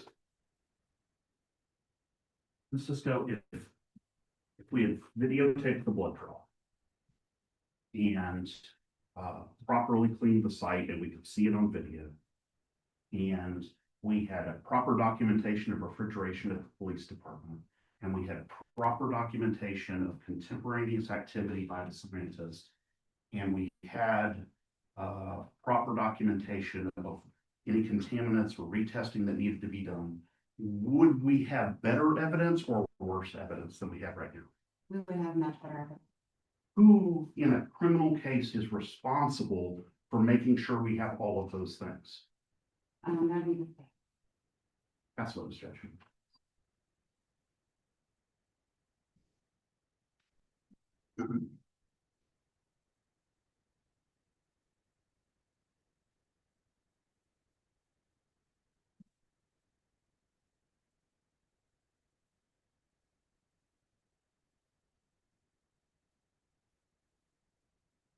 Mr. Vernon?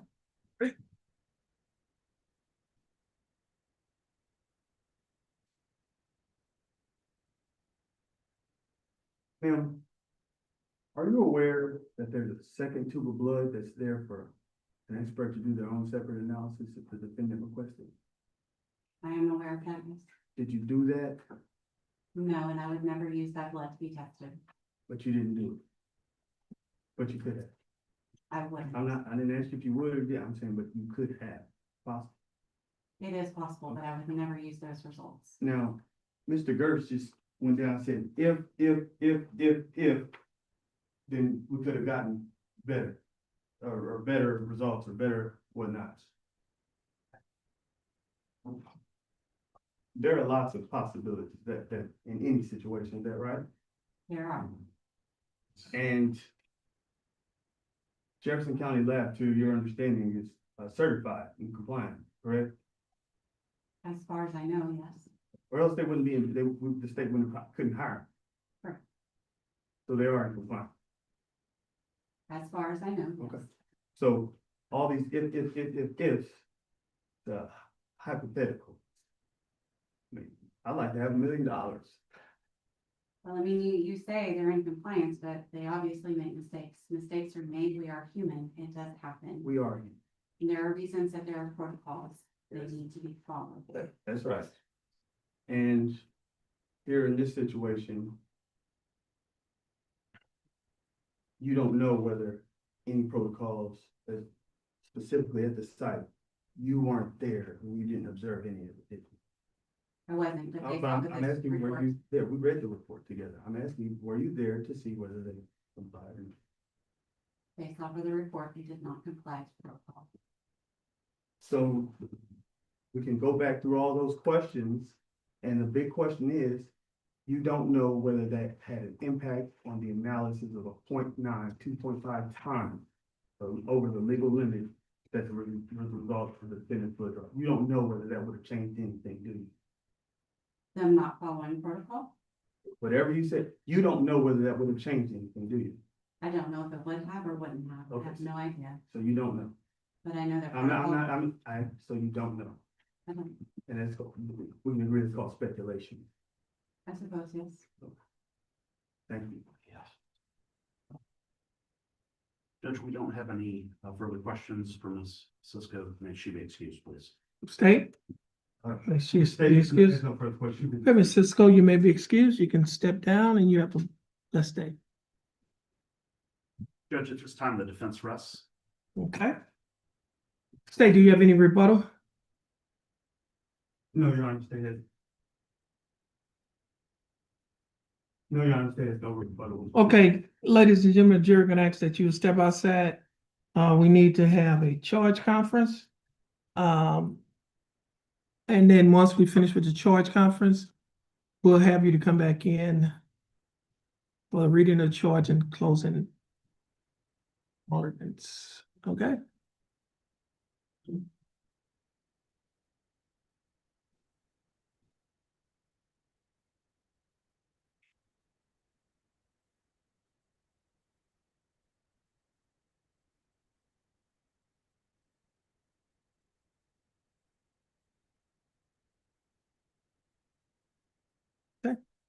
Court be in recess.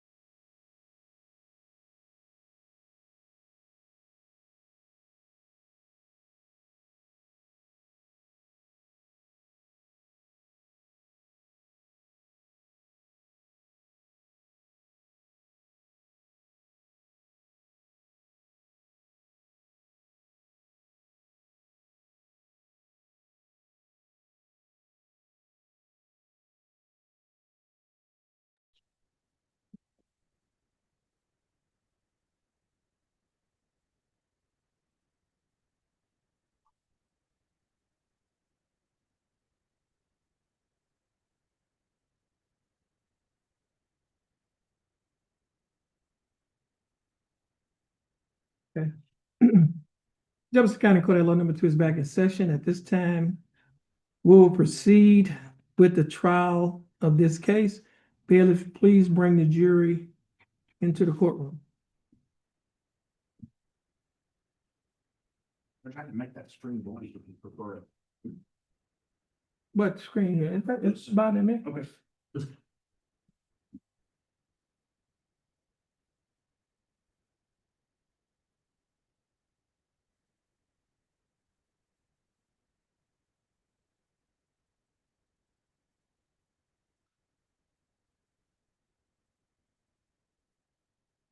Okay.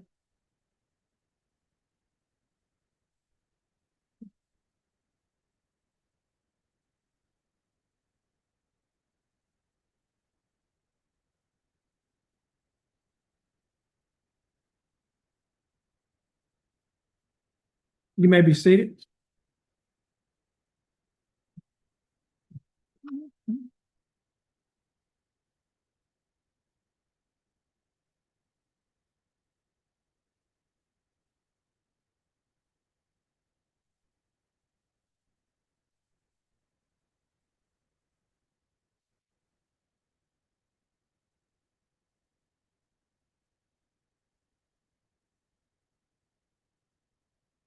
Jefferson County Court at Law number 2 is back in session.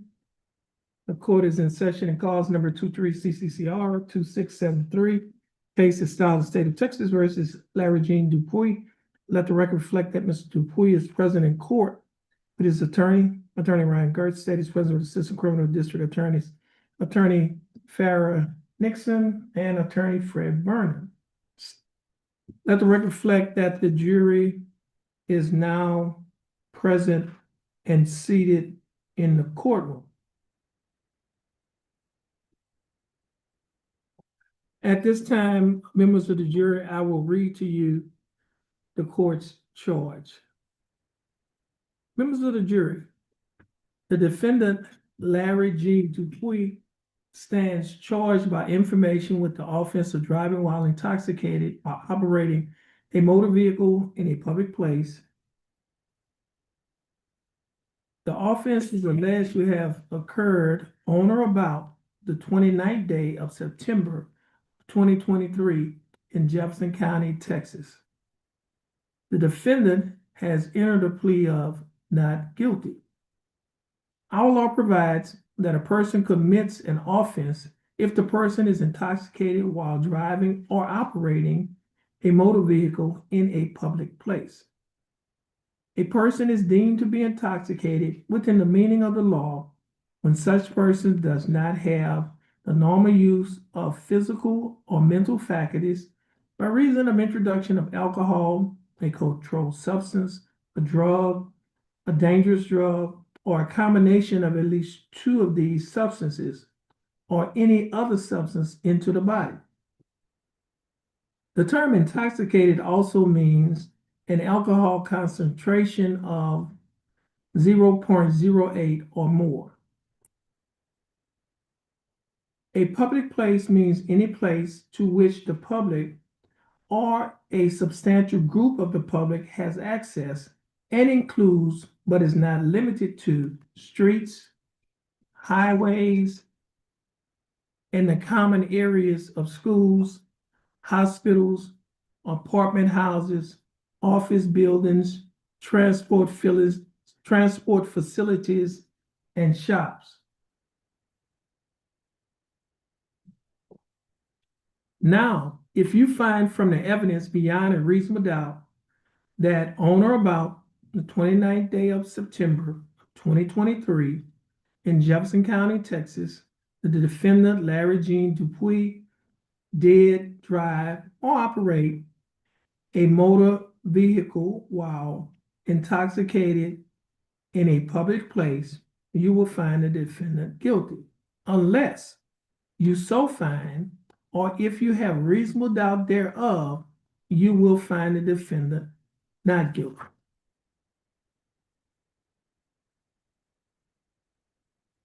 General instructions. All persons are presumed to be innocent and no person may be convicted of an offense unless each element of the offense is proved beyond a reasonable doubt. The fact that a person has been arrested, confined, or indicted for, or otherwise charged with the offense gives rise to no inference of guilt at the trial. The law does not require a defendant to prove innocence or produce any evidence at all. The presumption of innocence alone is sufficient to acquit the defendant unless the jurors are satisfied beyond a reasonable doubt of the defendant's guilt after careful and impartial consideration of all the evidence in the case. The prosecution has the burden of proving the defendant guilty, and it must do so by proving each and every element of the offense charged beyond a reasonable doubt. And if it fails to do so, you must acquit the defendant. It is not required that the prosecution prove guilt beyond all possible doubt. It is required that the prosecution's proof excludes all reasonable doubt concerning the defendant's guilt. You have a right to consider all the facts that are shown by the evidence and to draw natural and reasonable inferences from such facts.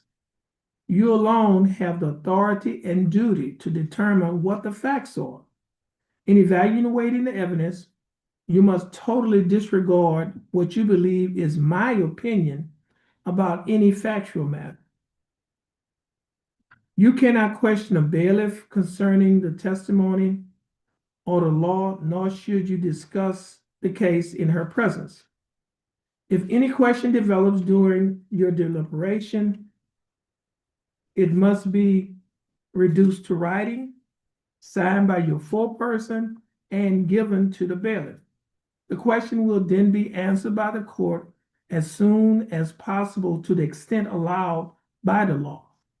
Questions and comments of the attorneys do not constitute testimony and must not be considered as evidence.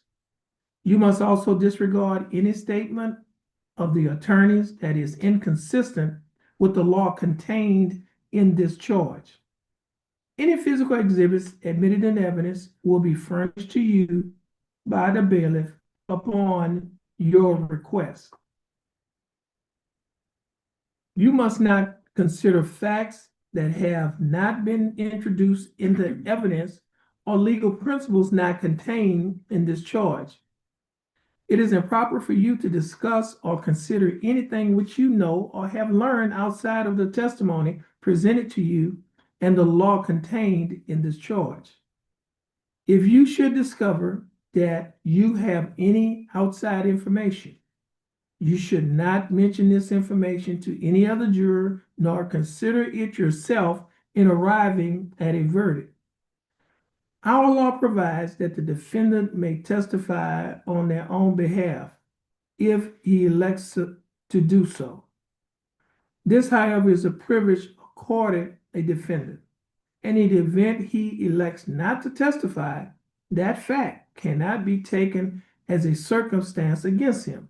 In this case, the defendant has elected not to testify, and you are instructed that you cannot and must not refer or allude to that fact throughout your deliberations or take it into consideration for any purpose whatsoever as a circumstance against the defendant.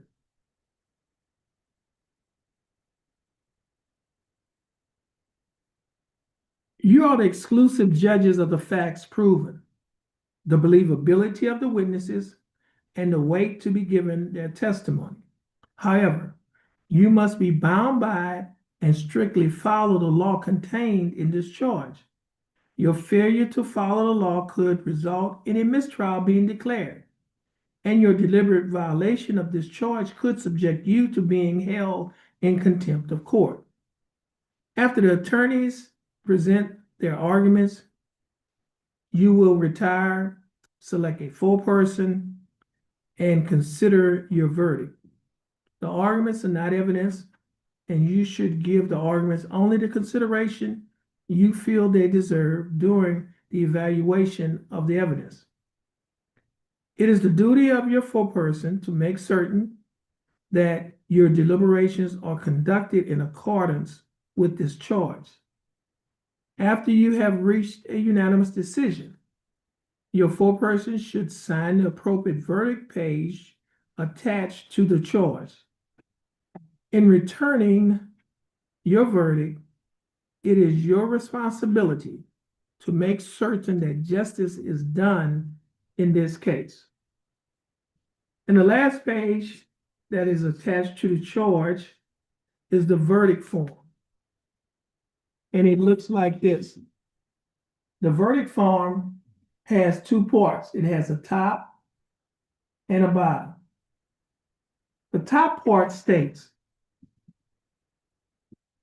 we, the jury, find the defendant not guilty as charged in the information of driving while intoxicated. If that is your verdict, then your foreperson will sign the top line.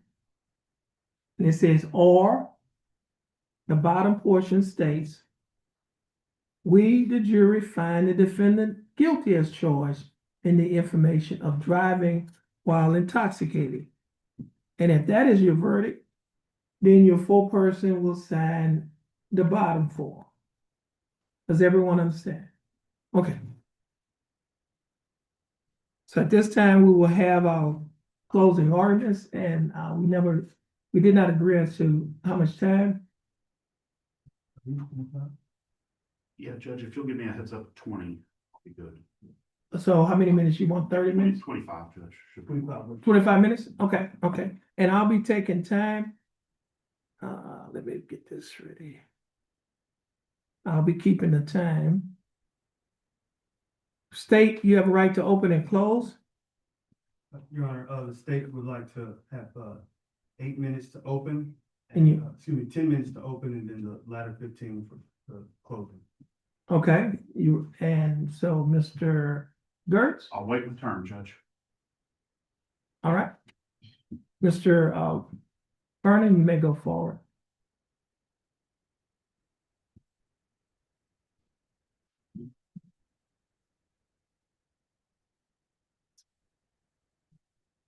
Please, Your Honor. Yes, you may go forward. Ladies and gentlemen, it's very nice to have the opportunity to come speak with you. I've enjoyed, in your reaction, boy, I've enjoyed watching you grow. And I know that regardless of the ups and downs of this proceeding, I know that this jury team stays and remains steadfast and committed to doing justice and protecting our community.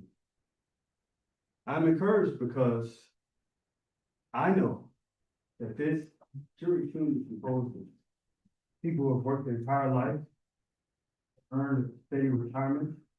It's composed of emergency responders, emergency coordinators, composed of engineers, composed of homemen, composed of wives and brothers and sisters, and people that specialize in common sense. I know that, and I'm encouraged by that. Secondly, I'm encouraged because after adding up the sum total of all your years, it came to a total of almost 400 years. 400 years of common sense, 400 years of life and experience, and I am confident that as I met my burden and I shift the baton to you all to protect this community from those that would drive drunk through our school zone, you all will stand firm and deliver the proper verdict guilty and say that it is not acceptable in any condition for someone to take the road, get in their golf cart and drive through a school zone, regardless of if they've got big money to hire an attorney, come in here and muddy the water. It's never okay, and I ask that you stand with your community and take that position. You heard every single witness today from the state that came up and said, yeah, we saw those signs of intoxication. You saw 2 officers say that. You saw the signs, Ms. Lane, you saw her get up here, and she told you, yeah, 0.19, that's 2.5 times, 2.5 times the legal level, over the top. So regardless of any interference, the defense wants to run and take your mind off the ball, nothing's gonna change that 2.5. 2.5 times the legal limit. Nothing gonna change that. So at the end of the day, what you heard was defending himself, making an apology as for his behavior that night, and what caused him to be arrested. Those officers were trained, they did their job, they made a good stop. They made a good stop. And even his own attorney is on the side that it helps the community for people to drive their golf cart in front of the school zone after having a few drinks with their buddy. Irresponsible, an irresponsible message. And I ask that you don't stand with it. I ask that you stand with your community and say that it's not okay. And find the defendant guilty. At the end of the day, this trial will come down to a decision that you have to make. And that decision is whose hand will you take to guide you through the mysteries of the law? Will you take the hands of the defense, who says it's okay to drive your golf cart through the school zones once you've been drinking? Or will you take the hands of the state, who is dedicated to protecting this community? And we do it day in and day out. Will you take the hands of those officers that put their life on the line every day? Whose hand will you take and guide you through the mysteries of the law?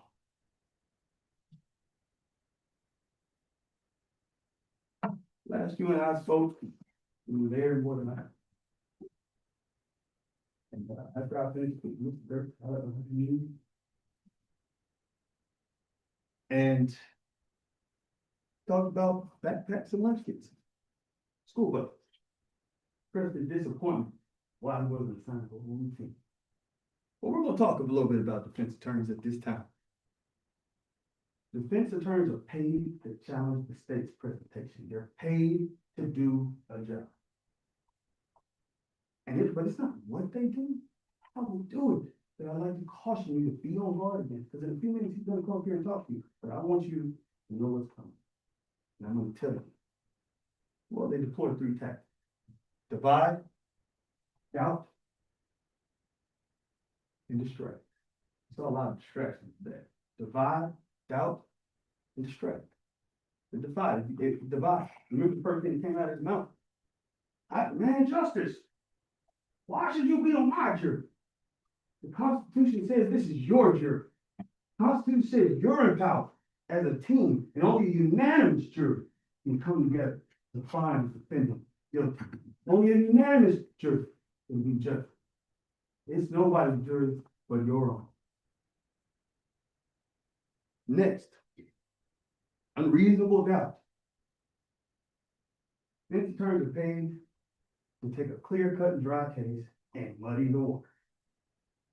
They want you to doubt your 400 years of instincts, your 400 years of gut, your 400 years of everything that you worked for. They want you to doubt yourself. After they divide you, they want you to doubt yourself. Don't let it work. Don't let them play games with your mind. Thirdly, they want to distract you. You heard the expert come up here and do a nice presentation, but then when she got under the heat of cross-examination, guess what her conclusion was? It's all speculation because she wasn't there and she doesn't know. She doesn't know because she wasn't there. You know what she also said? We are humans. We're humans and we make mistakes. But guess what? That's why we have redundancies in operations. One doesn't work, then we got the other one. The officers, before any of that stuff that the expert was talking about, they saw it in his eyes. He was drunk. And they did multiple checks, balances. Then it did a blood draw and it showed 0.19, 2.5 times. Don't let them muddy the waters and distract you. Mr. Gertz came and talked about, well, the space in his heels and his toes like this. He said, the 500-pound scale, and he's joking and laughing. It's all a farce, a joke, something to take your mind off doing justice. Don't let it work on you. Your 400 years of experience and life skills and all of that, you can trust it. I'm here to pull people together. I'm here to protect the community, not divide, not get you to doubt yourself, but to build something and make our community better. And I ask that you stand strong.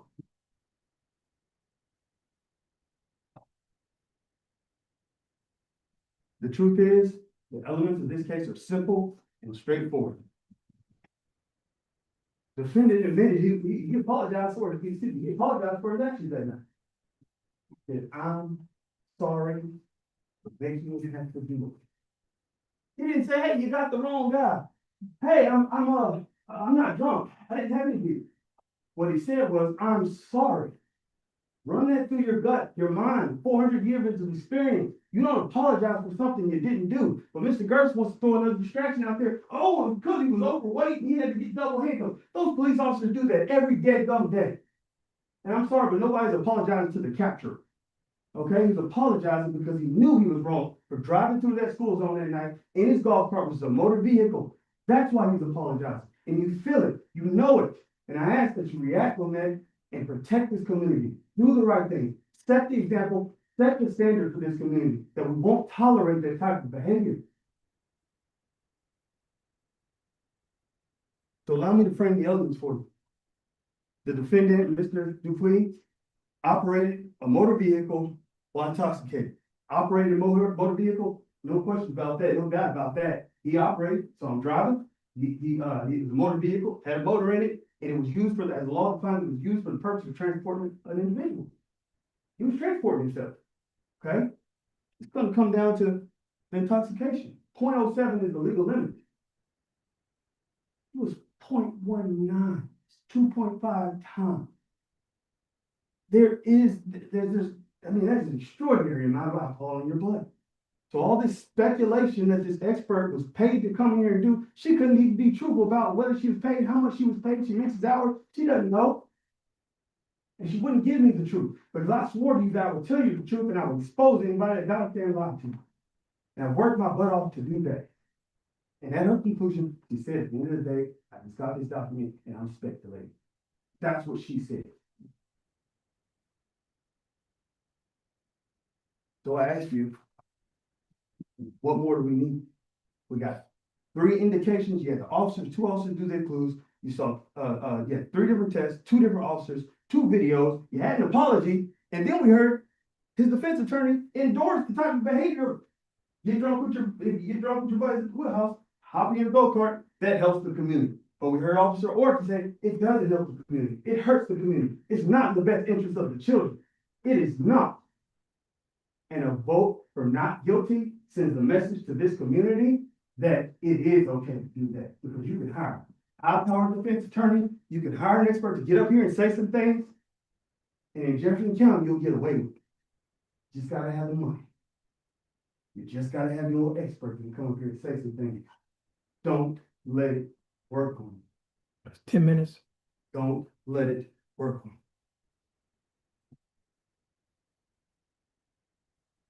And so I asked, I'll be back up here talking in just a moment after Mr. Dirk comes up here and talks about the blood alcohol. He's gonna rely on his speculating expert. I'm gonna tell you what he's gonna do. I promise I was gonna expose. He will come up here and talk about his blood alcohol expert, but at the end of the day, every time you hear expert, speculation. She wasn't there. She didn't see it. She don't know it. She didn't know if there was any bacteria.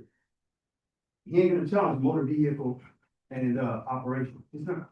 But he's gonna put a bunch of distractions. He's gonna try to talk about the officers. Oh, they did their job. They had their training. And the results are, proof is in the pudding. We call that res ipsa loquitur. Okay? The thing is what it is. Speaks for itself. So I thank you, and I look forward to talking with you in short. Mr. Gertz? Thank you, Judge.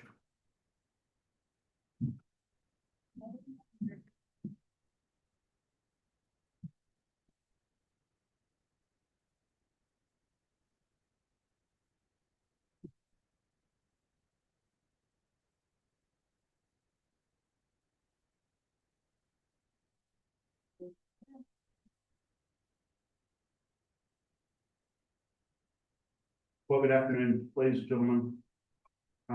Before we get started, I want to talk to you briefly about your role as jurors. We talked a little bit about this during jury selection, but one of the things you likely already have figured out or understand is that jurors play a terribly important role in our community.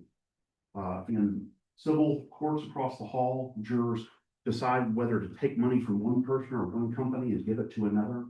Down the hall in family court, jurors make decisions about who gets children in a divorce, or maybe somebody's going to lose their custody of their children.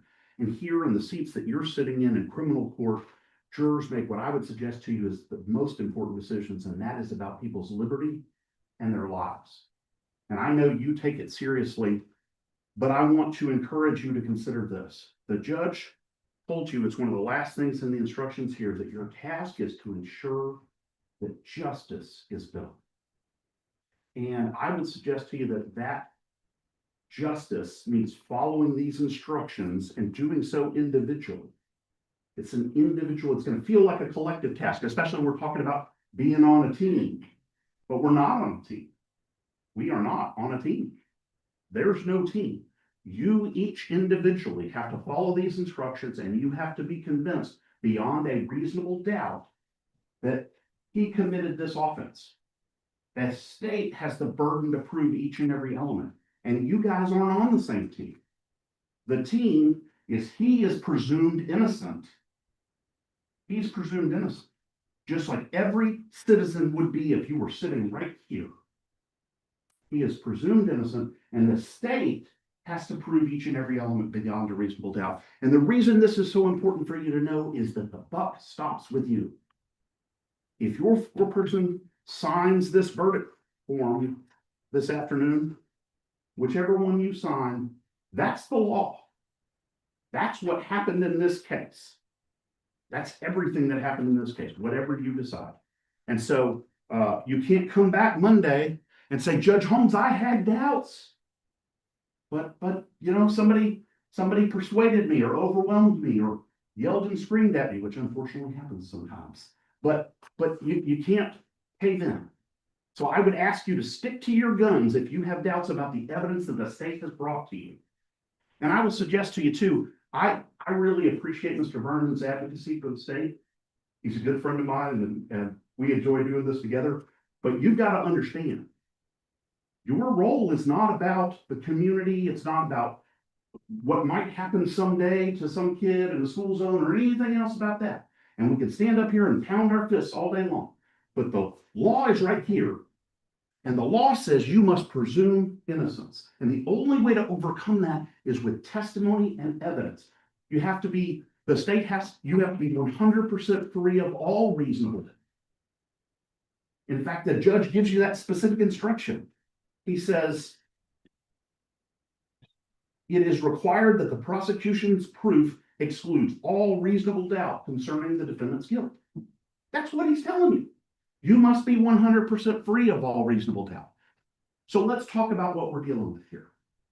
The Texas legislature has outlawed driving a motor vehicle while intoxicated in a public place. And we know why. It's a safety issue, right? We know why. But what they're talking about, this motor vehicle, this definition of motor vehicle that we're talking about, was something that was created long before we had golf carts. And it's about safety. And a golf cart, no matter what Detective Orta says, a golf cart cannot and is never going to be capable of causing the type of damage as a vehicle that can go 75 miles an hour and weighs 4,000 pounds. It's not. People can get hurt. People more likely to get hurt yourself than anybody else. But people can get hurt. I agree with Mr. Vernon. But these two things are not equivalent to each other. And so let's keep that in perspective. Because if everything that moves people is a motor vehicle, then all those scooters you see on 6th Street in Austin or in Dallas and downtown, anybody that has a drink and gets on one of those must be driving while intoxicated. And you can see where this goes. Port Neches allows vehicles and golf carts to drive on the street. That's their law. That's their rule, as long as they're in compliance. Mr. Dupuis was in compliance. He had headlights. He had brake lights. He had a license plate. You see all this on the video. He had the little reflector on the back that tells you, hey, I'm here. You know, he's doing everything he's supposed to do. Okay? And Officer Riley says that he sees him run a stop sign. And one of the things you can do, and again, I'm not saying Officer Riley is lying to you. I'm not saying that at all. But one of the things you could do is go back and consider these exhibits that the state has put in 4, 5, and 6. And you can go watch Officer Riley's video.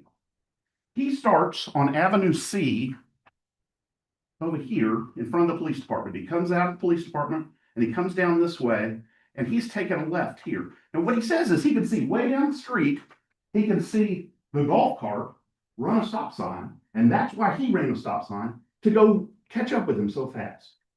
But if you watch, if you watch the video, what you see is he catches up with him. And immediately when his lights go on, Mr. Dupuy begins stopping his vehicle. He reacts like a normal driver would to being stopped. He stops, he puts the vehicle in park or puts the brake on. He is doing normal things that normal people would do when they are pulled over by law enforcement. He provides his name, his date of birth, his phone number, his address. He offers his driver's license, even though he doesn't have it. He offers his driver's license number.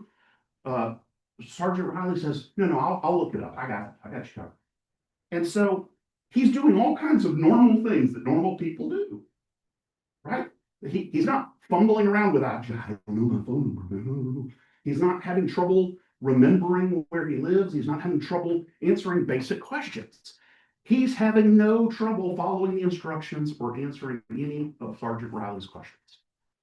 And then Sergeant Riley very quickly goes into making the decision about doing the field sobriety tests.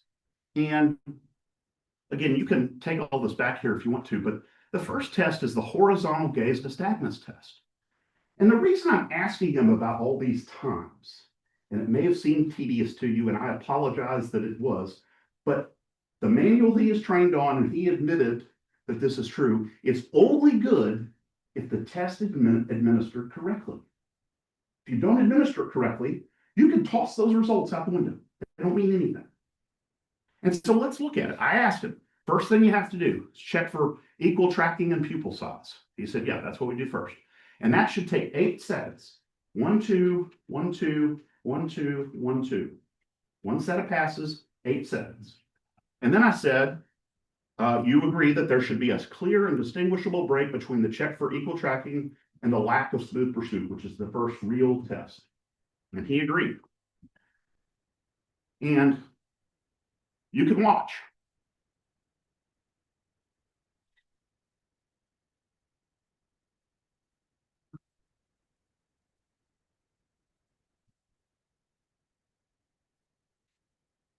So this is equal tracking and pupil size.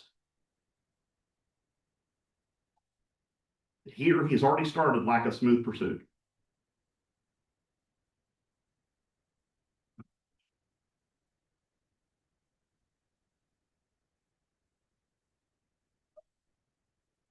So he's already not doing it right. Because he admitted he did not stop. There needs to be a distinguishable stop between equal tracking and pupil size and the lack of smooth pursuit. But on top of that, we talked about how long should the lack of smooth pursuit take? Well, it's 1, 2, come back 1, 2, 1, 2, 1, 2, right? So it ought to be 8, and you ought to do it twice. So that's 16 seconds. So the total of those two is 24 seconds. But how long did he actually do it? And I want y'all, this is from the other angle.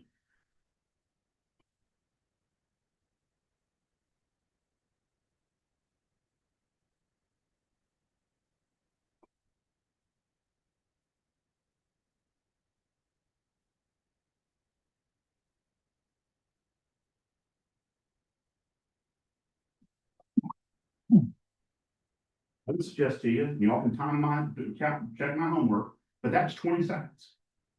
It's 20 seconds, less than 20 seconds. He's not doing it right. He's just not administering the test correctly. So then we go, we got 2 problems here, just in the first set of tests. He's not following the protocol in administering the test to this person that he wants you to believe doesn't have his normal use of his mental or physical faculties. But more importantly, Gene is having no trouble. He is doing exactly what he was told. He's holding still. He's not, like an intoxicated person would. You've seen people like that.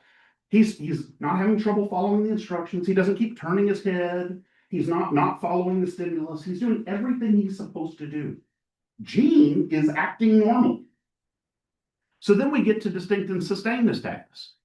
And here, again, what he and I agreed on was that the manual trained him, and what he knows he's supposed to do is take the stimulus out and hold it for a minimum out here, a minimum of 4 seconds on each side, each pass. And again, I'll do the math for you. That ought to be 32 seconds total. Hold for a minimum of 4 seconds. Let's see how he does.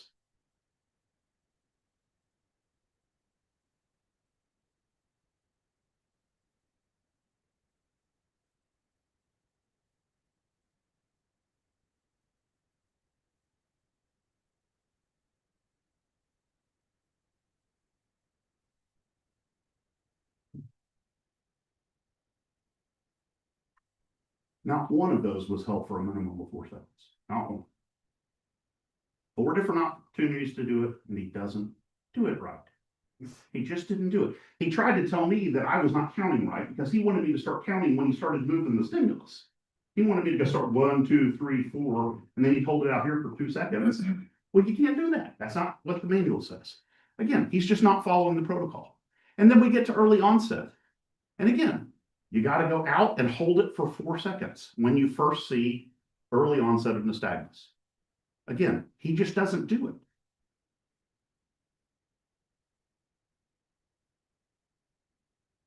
Just like 1.5 seconds.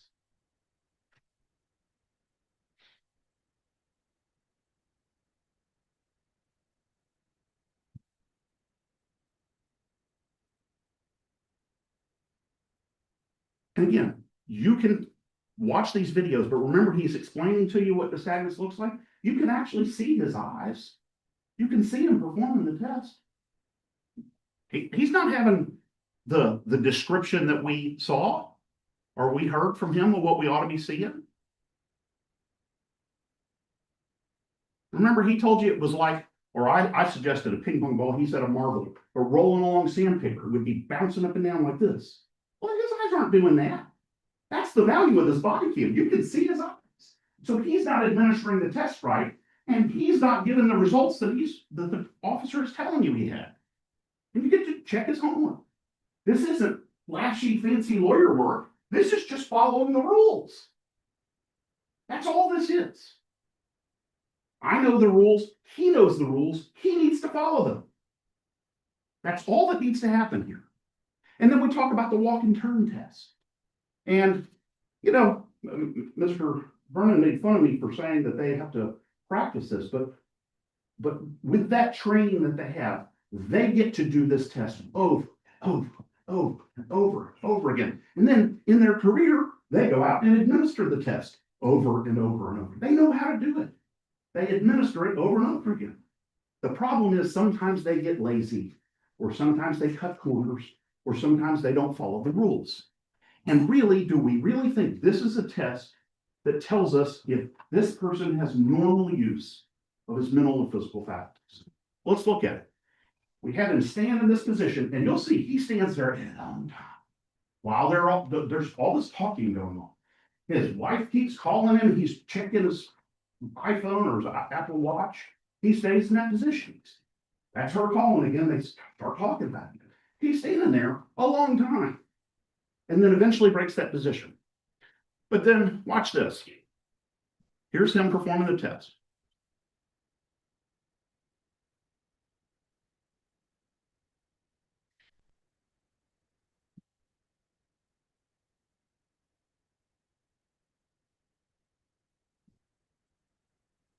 So let's think what he got right.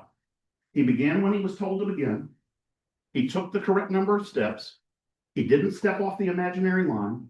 He didn't stop while walking. All of those things he did really well. Now, the 4 things that the Sergeant Riley told you he did wrong was he didn't balance during instructions. Again, he did balance during instructions. He stood there for a long time. What he needs is he broke that stance. He wasn't falling over. He's standing there like this in a position that y'all probably never stood in your life. And he stood there for a long time. But look, Officer Riley isn't standing in that position. He's doing all this talking while he's standing there like this. And then what ends up happening is Gene is watching him and watching him demonstrate.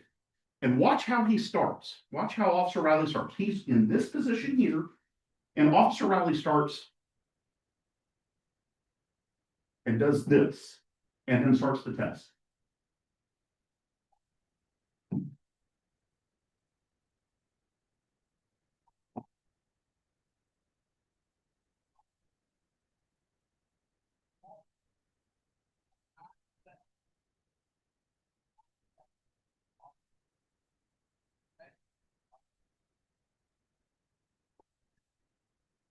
And it's exactly what Gene does. Officer Riley standing there like that. Gene ends up out of that position. Because again, he's been standing in it for a long time. And he's just watching. And he says, okay, begin. And what does Gene do? Gives him the position and walks the 9 steps. Again, he does the right number of steps. He uses his arm for balance. I would argue to you that that is a normal thing to do. It's so normal that Officer Orta got off the stand and stood right here and went, she knows how it works. And that's what she did, because she doesn't want to fall down in front of you. Mr. Vernon had to correct her. Would you please drive with your arms by your side? She can't do the test. Miss Nixon tried it yesterday. She couldn't do it. She almost fell over. People use their arms for balance. That's a normal, rational, sober response. And then he talks about the improper turn. He said that you have to plant your lead foot. Okay, so you ought to land on this foot here, and then you do a series of small steps, right? Like 3 steps, but he doesn't say how many, just a series of small steps. And you'll see Gene tries to do that. He goes like this, and then he kind of spins, and then takes another step. He kind of stumbles there a little bit, takes another step, and then goes. The improper turn, what are we talking about? And then touching heel to toe. That was one of the things he said he got wrong. But he admitted 2 things to you. One is, Officer Sergeant Riley told you that he didn't actually tell him touch heel to toe. And that the manual says you only count it if they go more than half an inch away from heel to toe. Now I asked him, because that's a confusing instruction, I think it is. When somebody says walk heel to toe, why would that not be okay to walk like this? Why is that not okay? Because nobody told him. He's just supposed to devise that from the universe somehow. But there it is. On all 18 steps, he does it 1 time. And it's about that far. Well, I don't know what that is. An inch, inch and a half. And those are his signs of intoxication. That's what we got. You're under arrest for DWI. Let's go draw your blood. Well, and Mr. Vernon can call these technicalities, he can call them distractions. I call it evidence and science. Okay? He has the ability, you see in the body cams, he's got the ability to videotape that whole blood draw. And then Jennifer could be in here saying, either they did a great job, which we probably wouldn't bring her to say that, or she could say, let me tell you all the things they did wrong. But it's the state's burden to produce the evidence. The fact that we can't replicate it or we didn't happen to be there, we don't have any burden. When I talk about the backpack that's being empty and we don't have to fill up your backpack, that's what I'm talking about. He's trying to get me to fill up your backpack. Oh, well, if you'd have been there, if you'd have gone to the lab, if you'd have done this, if you'd have, no. If you videotape this, we'd know. If you had documentation of your refrigeration system at the police department, we'd know. We'd know you followed protocol. The reason we don't know is because they didn't do it. They just didn't do it. And then they want you to just trust the blood. Just trust us. We're the government. Trust us. Was the work acceptable? No, it was not. Does it matter whether it was before or after the analysis? Of course not. 20 minutes. Thank you, Judge. We're dealing with a complicated process. It's not just these 2 individual vials here. Okay? It's you got to properly label from this tube here into each of these individual headspace gas or headspace vials. and she's gonna run a yellow, and they all have to have different numbers. They all have to have the correct case number. They all have to be properly labeled, and then they have to properly allocate where they put them. Like, which slot did you put it in? Because if you take this person's blood and you label it somebody else's blood, and then you put it in the wrong slot, what are we gonna have? Somebody else's blood result. Because we're not paying attention to detail. And that's what this tells you. She was not paying attention to the details. She wasn't following good science. Good science, as you can probably figure out, and some of y'all know about this because you're in these industries, but good science means something we can come back and replicate over and over and over again, and the results won't change. And that's not what we have here. We can't replicate this at all because we don't know what happened. We got interference or contamination showing up right in their own test. You can take it back with you and look at it. Oh, we got labeled contamination of some form, and we don't know what it is.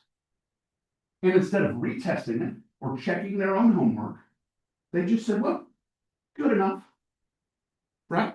We've got all this handwritten nonsense in an age when you could do this electronically and have, essentially a backup for everything that you're doing.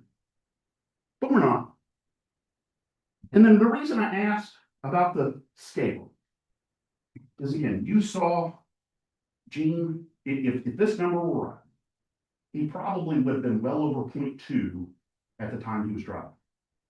If this 0.19 number was correct, because he would have been eliminating alcohol for a couple of hours at least. So he probably is at 0.2 or greater. And I asked Memling, would you expect that person to have real signs of intoxication, serious signs of intoxication? She said yes. She said the greater that number is, the more impact that ethanol has on you. That's what she told you. And the thing is this, the person on that video who's having to do these acrobatic tests out there, who's not supposed to be doing them anyway, because he's 50 pounds overweight. He's lost much weight, by the way. But he's 50 pounds overweight, at least out there. He's got knee problems, and we're nitpicking about how far his feet are apart. 2 more minutes. Thank you, Judge. You can look with your own eyes and see that something's wrong with this test. Something's wrong with it. We don't know what's wrong with it. Not my burden to prove what's wrong. It's their burden to bring you good science, and they haven't done it. They haven't filled up your backpack. If they have not filled up your backpack, your oath requires you to vote not guilty. If they haven't provided you believable, credible, truthful, scientific evidence for each of these elements, your oath requires you to vote not guilty. This is not a time to think this is good enough for government work. It's not good. It's not good enough because the risk belongs to him. You have to be confident enough to permanently label this person a criminal in order to vote guilty. You have 1 more minute. Yes, Judge. The law requires you to give him the benefit of the doubt. Not Sergeant Riley, not Erica Orta, who, by the way, said she doesn't even really remember the field sobriety tests, doesn't even know how to do them, walks out here doing them wrong. You give him the benefit of the doubt because the risk is all to him. You must be 100% free of all reasonable doubt. And when you are not, I'm asking you to exercise your vote of not guilty and find Gene Dupuis not guilty. Thank you.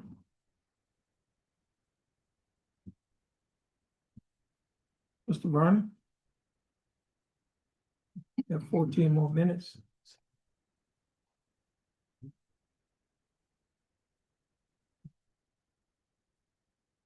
Ladies and gentlemen of the jury, you may recall that I raised my right hand. I wouldn't put him back up there.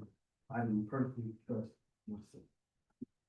I also promised that I would expose and try anyone that attempted to shade the truth before their eyes.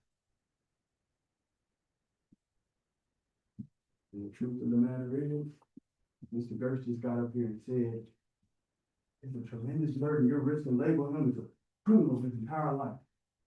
Truth of the matter is, it's not you all who's doing that. The defendant did that to himself when he decided to take those drinks, hop in that golf cart, and drive in front of the school zone that day. It's not on you. You're simply executing the law when you find him guilty, holding him to account for his actions. He spilled the milk. He needs to clean it up. No one else. Don't let Mr. Kurtz come in here and try to shift that burden on you. That's not what this is about. You hold to your gun. You're simply doing your duty to deal with the matter after the fact. You got a set of facts. You got some evidence. He's driving that vehicle, motor vehicle, in front of a school zone during football season when people and kids are there. Our interest, our community, you're holding him to account for his actions, and you should feel good about protecting this community. And you don't have anything to doubt when you walk back there and deliver it. Not anything. I've sat in your seat before, not long before.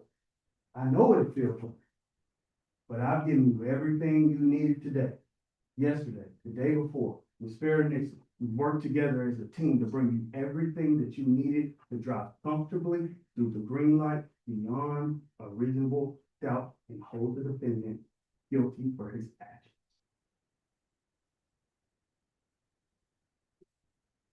Now, I've executed on number one, I've executed on number two, and I'm constantly bearing my burden to execute number three. Now, Mr. Gertz came and talked to you about the science, okay? Talked to you about the science. It's not good enough. It's not good enough. We don't know what went wrong. We do know what went wrong. Ms. Midling got up there and testified, I left the vials on my desk after the analysis was completed. That's what went wrong. And guess what? Common sense says vials on desk after the assessment is completed is not going to impact what's being analyzed in the machine, the gas chromatography machine. It isn't going to impact that because the test and the samples have already been extracted and done properly. The state provides a second vial for defense attorneys to come and say, oh, let's do our own analysis. He's correct. They don't have a burden, but they could have done it. But we had our scientists do it, and they did it, and it yielded a result of 2.5 times higher than the legal limit of 0.07. Now, I'm going to grab this document here.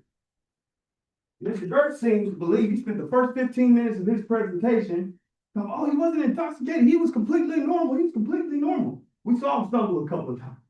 We all saw. We saw his hands wave. And then Mr. Gertz says, oh, well, she did it with her hands out and never came back and did it. She walked back on her own, the same way with her hands down.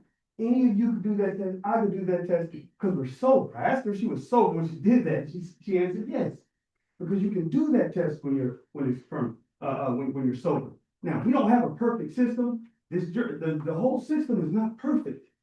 But guess what? We have redundancies and checks and balances and systems to make sure if there are errors made, we get a second chance to do it right. Here, we had 4, 5 different opportunities to do it right. Again, you saw 3 different tests that were administered. All of them said signs of intoxication.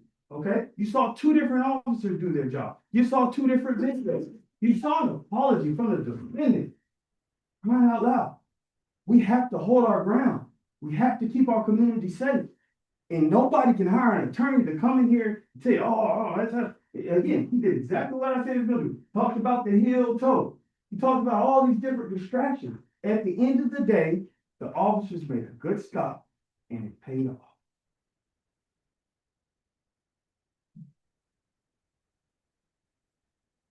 Now, he says his client is presumed innocent until proven guilty. Unless proven guilty. That's true. But we met our burden today, and you can go back there, and as you deliberate, you can decide. You have the power. Law empowers you to decide whether he's guilty. Maintain that innocent factor. And I tell you today, the defendant's actions do not merit him to maintain his innocence. They merit a guilty verdict. Now, Officer Gertz also said, I'm not going to get up here and tell you that Mr. Officer Riley was lying to you. That's because he wasn't. Then you ask yourself the next question. Well, if he believes Officer Riley wasn't lying to him, why didn't he just say, thank you, sir. Thank you, Officer Riley. And go sit back down. He didn't do that. What he did was take that thick manual and continue to pound him in with all these different questions so he could create smoke and mirrors in your mind to raise unreasonable doubt. That's exactly what he did. If he wasn't lying, then why go through all that exercise? If the man's telling the truth, okay, he's telling the truth. But that's not what he did. Again, if someone's lying or shading the truth, we cross-examine. Tell the truth, not gonna listen to that. It's not what he did.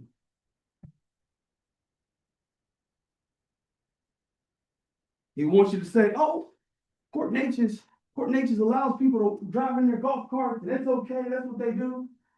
Well, Port Neches, police department is the one that stopped them and cited them.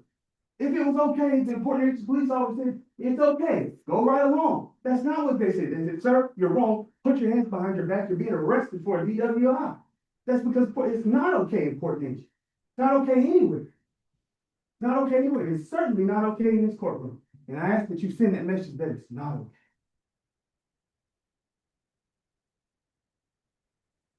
No. The judge will tell you that the lawyer's words are not evidence. This is true. But I'll tell you right, I'll look you in the eye right now. While my words are not evidence, my words are truth, and you can take them to the bank.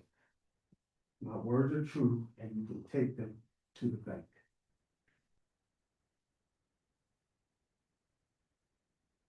The facts and the evidence in this case are straightforward. And but for the defense coming in and muddy the water, wouldn't be an issue. The facts and the evidence are straightforward. You can rely on your 400 years of experience, your 400 years of life, your 400 years of gut internal instinct that you built up over time. And I ask you, if you're back there, and there's 3 or 4 years, and say, hey, then we want to find this guy guilty, and there's a few of them, hold your ground. Protect the community. Hold your ground. And you find the defendant guilty of driving while intoxicated.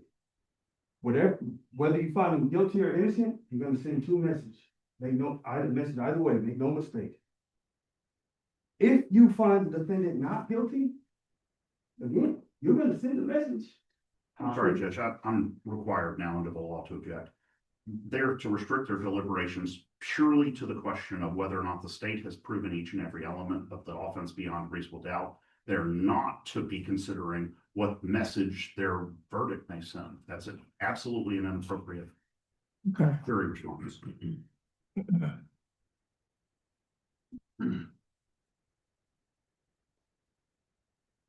Okay, ladies and gentlemen, the jury questions and comments of the attorneys did not constitute testimony and must not be considered as evidence. You must also disregard any statement of the attorneys that is inconsistent with the law contained in this charge.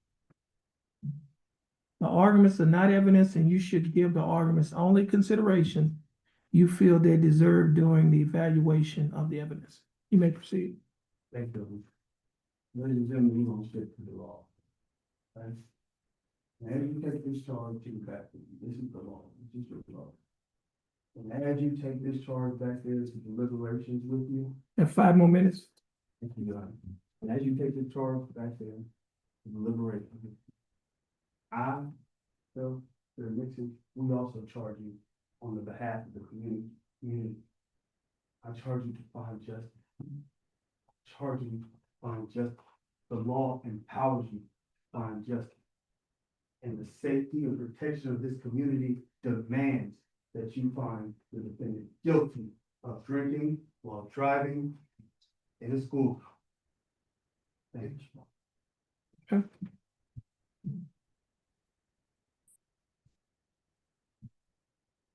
Okay, ladies and gentlemen, the jury. That has concluded the closing arguments.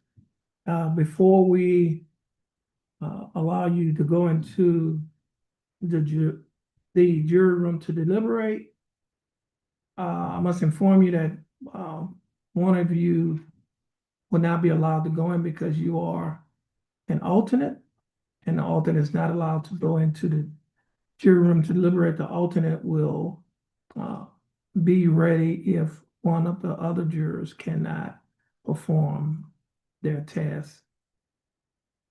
And the alternate in this case is Kathy Swifford.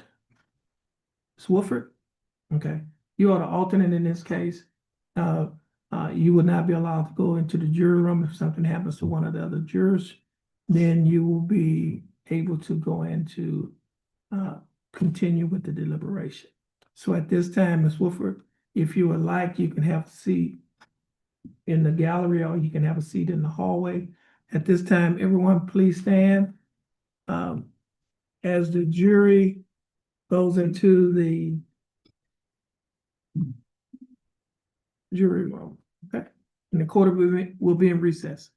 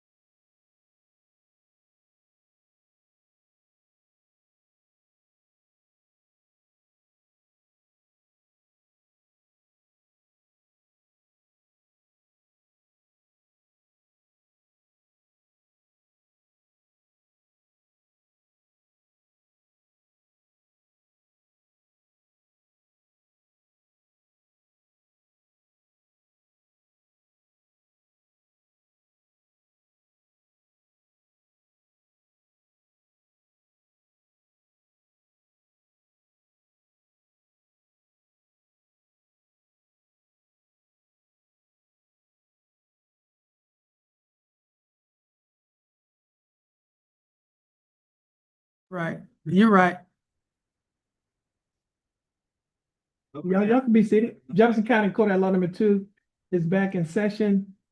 The court is in session in cause number 23 CCCR 2673.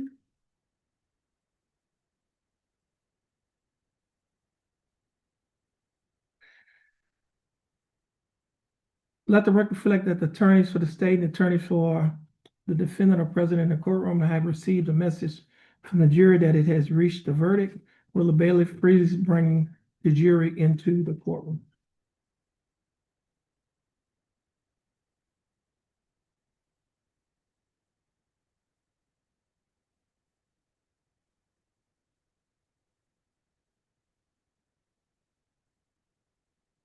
Hmm.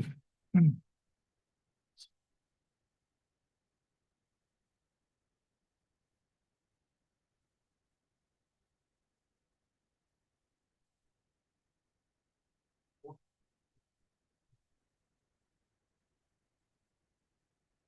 You may be seated.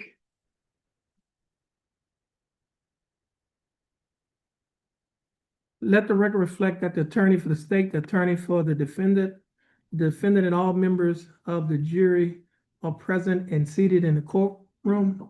Full person, you reached a verdict in this case? No, Your Honor. You're fine. Oh, well, that's not a verdict.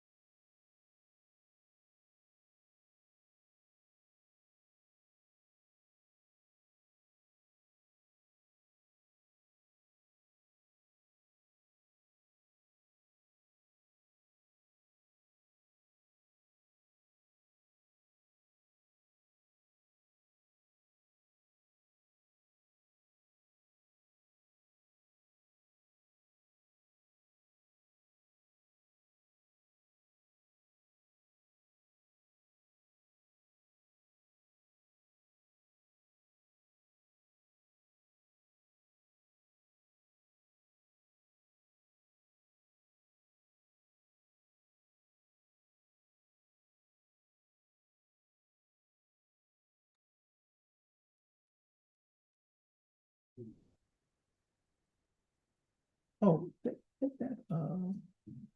that one off. I can't see the others. I can't see the others. Right there, okay.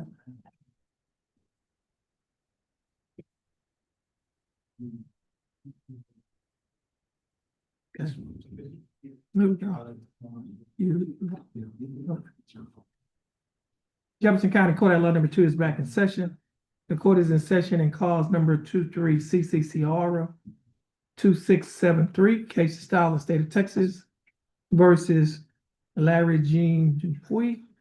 Let the record reflect that the attorney for the state, the attorney for the defendant are present in the courtroom. I have received a message from the jury that it has reached a verdict. Will the bailiff please bring the jury into the courtroom? Yes.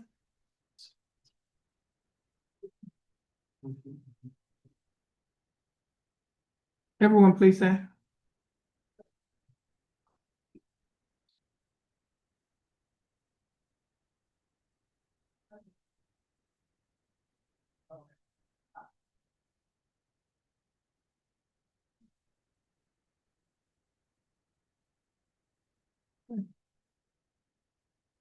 You may be seated.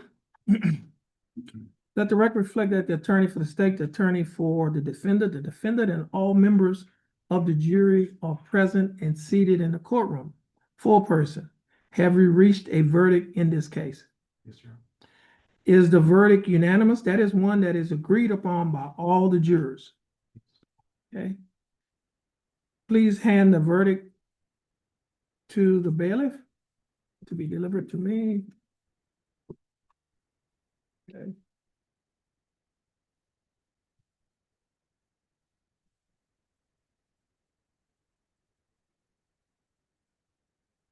And full person is the verdict, unanimous verdict of all members of the jury. Yes, sir. Okay. At this time, I'll read the verdict, and it states, we, the jury, find the defendant guilty as charged in the information of driving while intoxicated. Okay, you may be seated. Anyone would like to have the jury polled? No, no. No, Judge. Okay. No problem. We gotta go. Let's go through that. Okay. So now, we need to, the jury is, responsible for the punishment, is that correct? Mr. Yes, Judge, if we can have maybe 5 minutes to confer with the state, we may be able to reach a resolution. Okay. All right. Y'all want to go out in the hall Yes, and, sir, we brought them all. okay.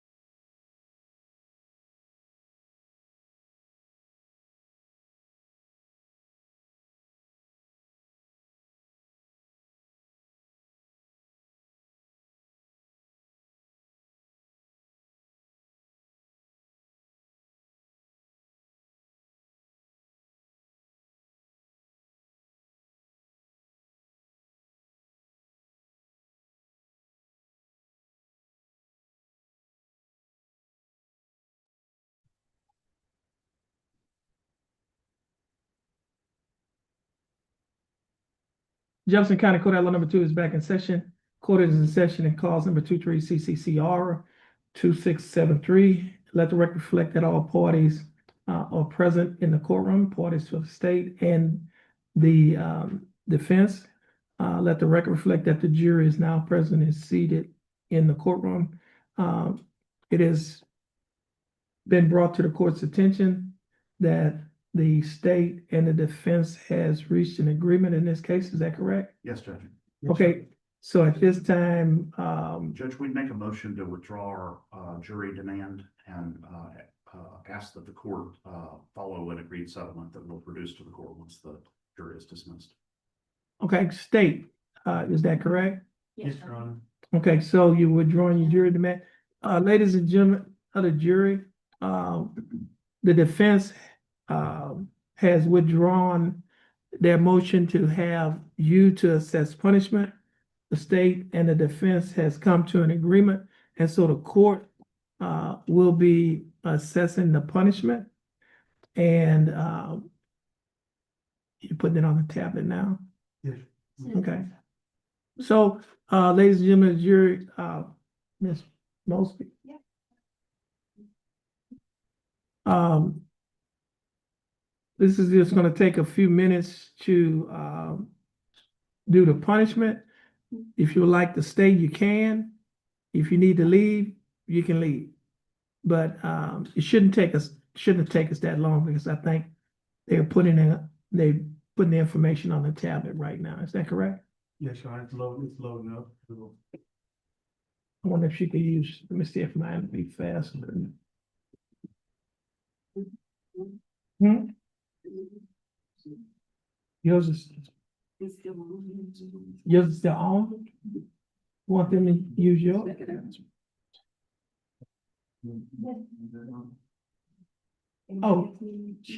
Oh, she has it. Now, they see this will be my, about the way it's taking us today. Oh, Never, let's see, mine might come up. no, I'm talking about. the judge. Oh, you're talking about the judge, well, once we go through the plea, They give a long time, they so they might not even have to expand on. you know, we'll see.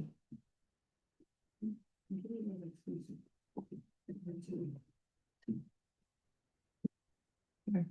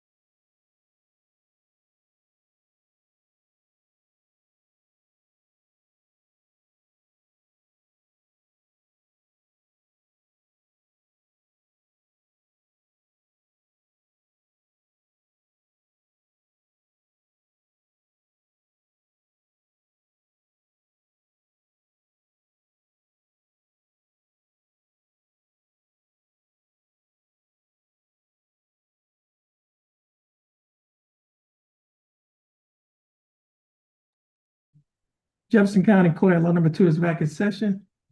The court is in session and calls number 23 CCCR 2673, case of style of state of Texas versus Larry Jean Dupuy. Mr. Dupuy, would you please raise your right hand? Do you swear or affirm to tell the truth, the whole truth, and nothing but the truth, so help you God? Yes. You may put your hand down. Let's see, Mr. Dupuy, you're represented by your attorney, Attorney Ryan Gertz. State is represented in this case by Attorney Farrah Nixon and Attorney Fred Burnett. Mr. Dupuy, I have before me a document that is titled Information. This information, did you say? This information was filed by the Jefferson County District Attorney's Office. In this information, it alleges that you, Larry Jean Dupuy, was charged with DWI. Okay, sorry. Keep going. And state, are you abandoning an enhancement paragraph in this case? Yes, Your Honor. Okay. Mr. Dupuy, the state is abandoning enhancement paragraph, and what that basically means, you'll be charged with a lesser included offense, which DWI first. And in this information, it alleges that you, Larry Jean Dupuy, own about, the state has, in this case, you have been found to be guilty. And so the court is going to assess punishment in this case. I have before me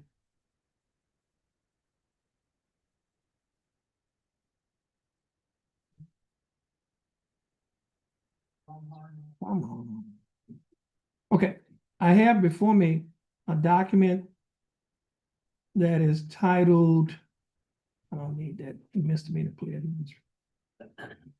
I have the jury has already found you to be guilty. So I have before me a document that is titled Trial Court Certification of Defendant's Right of Appeal. Do you recognize this document? Yes. And is this your signature on the line that's titled Defendant? Yes. At the top of this document, there are two boxes checked. First box that's checked states that this is a plea bargain case, and that's regarding the punishment. And it states that this is a plea bargain case, you're waiving your right to appeal. You understand that? Yes. And, well, you're not entitled to a right to appeal, but also it states the next box that you're waiving your right to an appeal. Is that correct? Yes. I also have before me a document that is titled Discovery Certification. Do you recognize this document? Yes. And is this your signature on the line that's titled Defendant? Yes. Now, Mr. Dupuy, before you sign and initial these documents, did your attorney go over these documents with you? Yes. And did you understand everything that your attorney went over? Yes, sir. And is everything in these documents true and correct to the best of your knowledge? Yes, sir. Mr. Dupuy, are you a citizen of the United States? Yes, sir. State, you like to off, well. Okay, Mr. Dupuy, are you satisfied with the services of your attorney? Yes. And Mr. And well, are you, now, is there any evidence that your attorney, well, that your client is mentally incompetent to stand trial, Mr. Gertz? No, Judge. Okay. Now, state, do we have a plea bargain agreement in this case? We do, Your Honor. And what is that agreement? The essential terms are as follows: 180 days in county jail, probated over 1 year, a $750 fine, 60 hours of community service, and DWI standard terms and conditions. Okay. What's the court cost? 392. $392.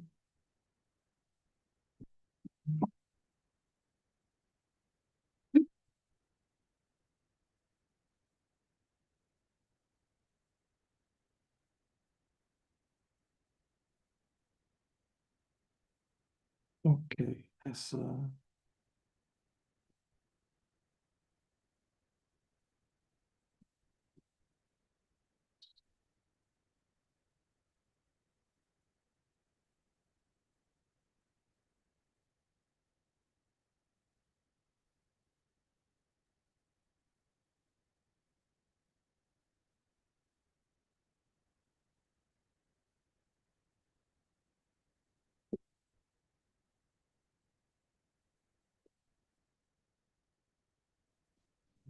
Okay, Mr. Dupuy, the state is offering that you serve 180 days in jail. However, you will not be required to serve any time in jail because you'll be placed on probation for a period of 1 year. During the 1 year probationary period, you will be required to pay a fine of $750 plus court costs of $392. You'll be required to pay a DWI conviction fine fee of $100. You'll be required to pay a probation fee of $60 a month, urinalysis fee of $15 a month, a reimbursement fee of $15. You'll also be required to pay Jefferson County DWI education and initial evaluation fee of $125 on the day of the plea. Should a further evaluation be needed, you'll be required to pay an additional $50. Now, Mr. Dupuy, your total monthly installments, that is the total amount that you will be required to pay each month while you're on probation, is $187 a month. Will you be able to pay the $187 each month? Yes, sir. You will also be required to perform 60 hours of community service. You will be required to attend and complete a DW education class, have an alcohol assessment, and adhere to the other standard terms and conditions of this DWI first. Do you understand that? Yes, sir. Now, do you accept the state's offer? Yes, sir. And do you think that it's fair and just? Yes, sir. Okay, now, Mr. Dupuy, I'll follow the plea bargaining agreement that you have entered into with the state. Now, Mr. Dupuy, you'll have a seat, wait for your name to be called. You'll follow the directions of bailiff, and Mr. Dupuy, I think, if I'm not mistaken, you have an interlock device, is that correct? And so, okay, since you're no longer on bond, I think may have been a condition in your bond, it will be removed. I have to sign this order, okay? Thank you, Judge. Is that correct, State? Yes, Your Honor. Okay. Okay, so this is the order of the court. You can have a seat. Once we get the paperwork finished, you're free to go. You have a blessed day. And ladies and gentlemen of the jury, I'd like to thank you for your time and attention to this case. You've been with us for 3 days, and we are happy that you stayed with us these 3 days. I know it's a little later than usual, but sometimes in order to get things done, you have to stay a little late. But I'd like to thank you for taking time off from your busy schedules and the attention that you have devoted to this case. Our bailiff, she has some letters that she's going to give to you once you leave. As I mentioned to the other members who did not make the jury, anytime that you're in the area of County Court at Law Number 2, you can come and have a seat in your courtroom. And you can sit in an area that we call a peanut gallery, but it doesn't mean you can bring peanuts in here and eat, because this is not the Texas Roadhouse. But you can come and see what goes on in Jefferson County, and I'm sure you will find it to be very interesting. Now, before you leave, I tell all the jurors, I usually give handshakes, but we still have COVID in our community. However, I would like to give each and every one of you what I consider an air handshake. So thanks for coming here. Thanks for making sure that justice is done. And each and every one of you have a blessed day. You are excused.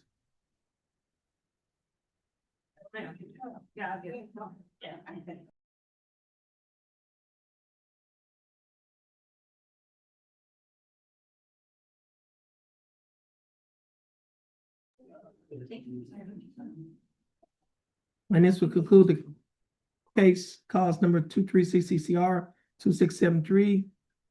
Case is styled State of Texas versus Larry Jean Dupuy. Prosecutors, you're excused. And Mr. Gertz, you are excused as well. And everyone have a blessed day. You're excused. Thank you, Judge.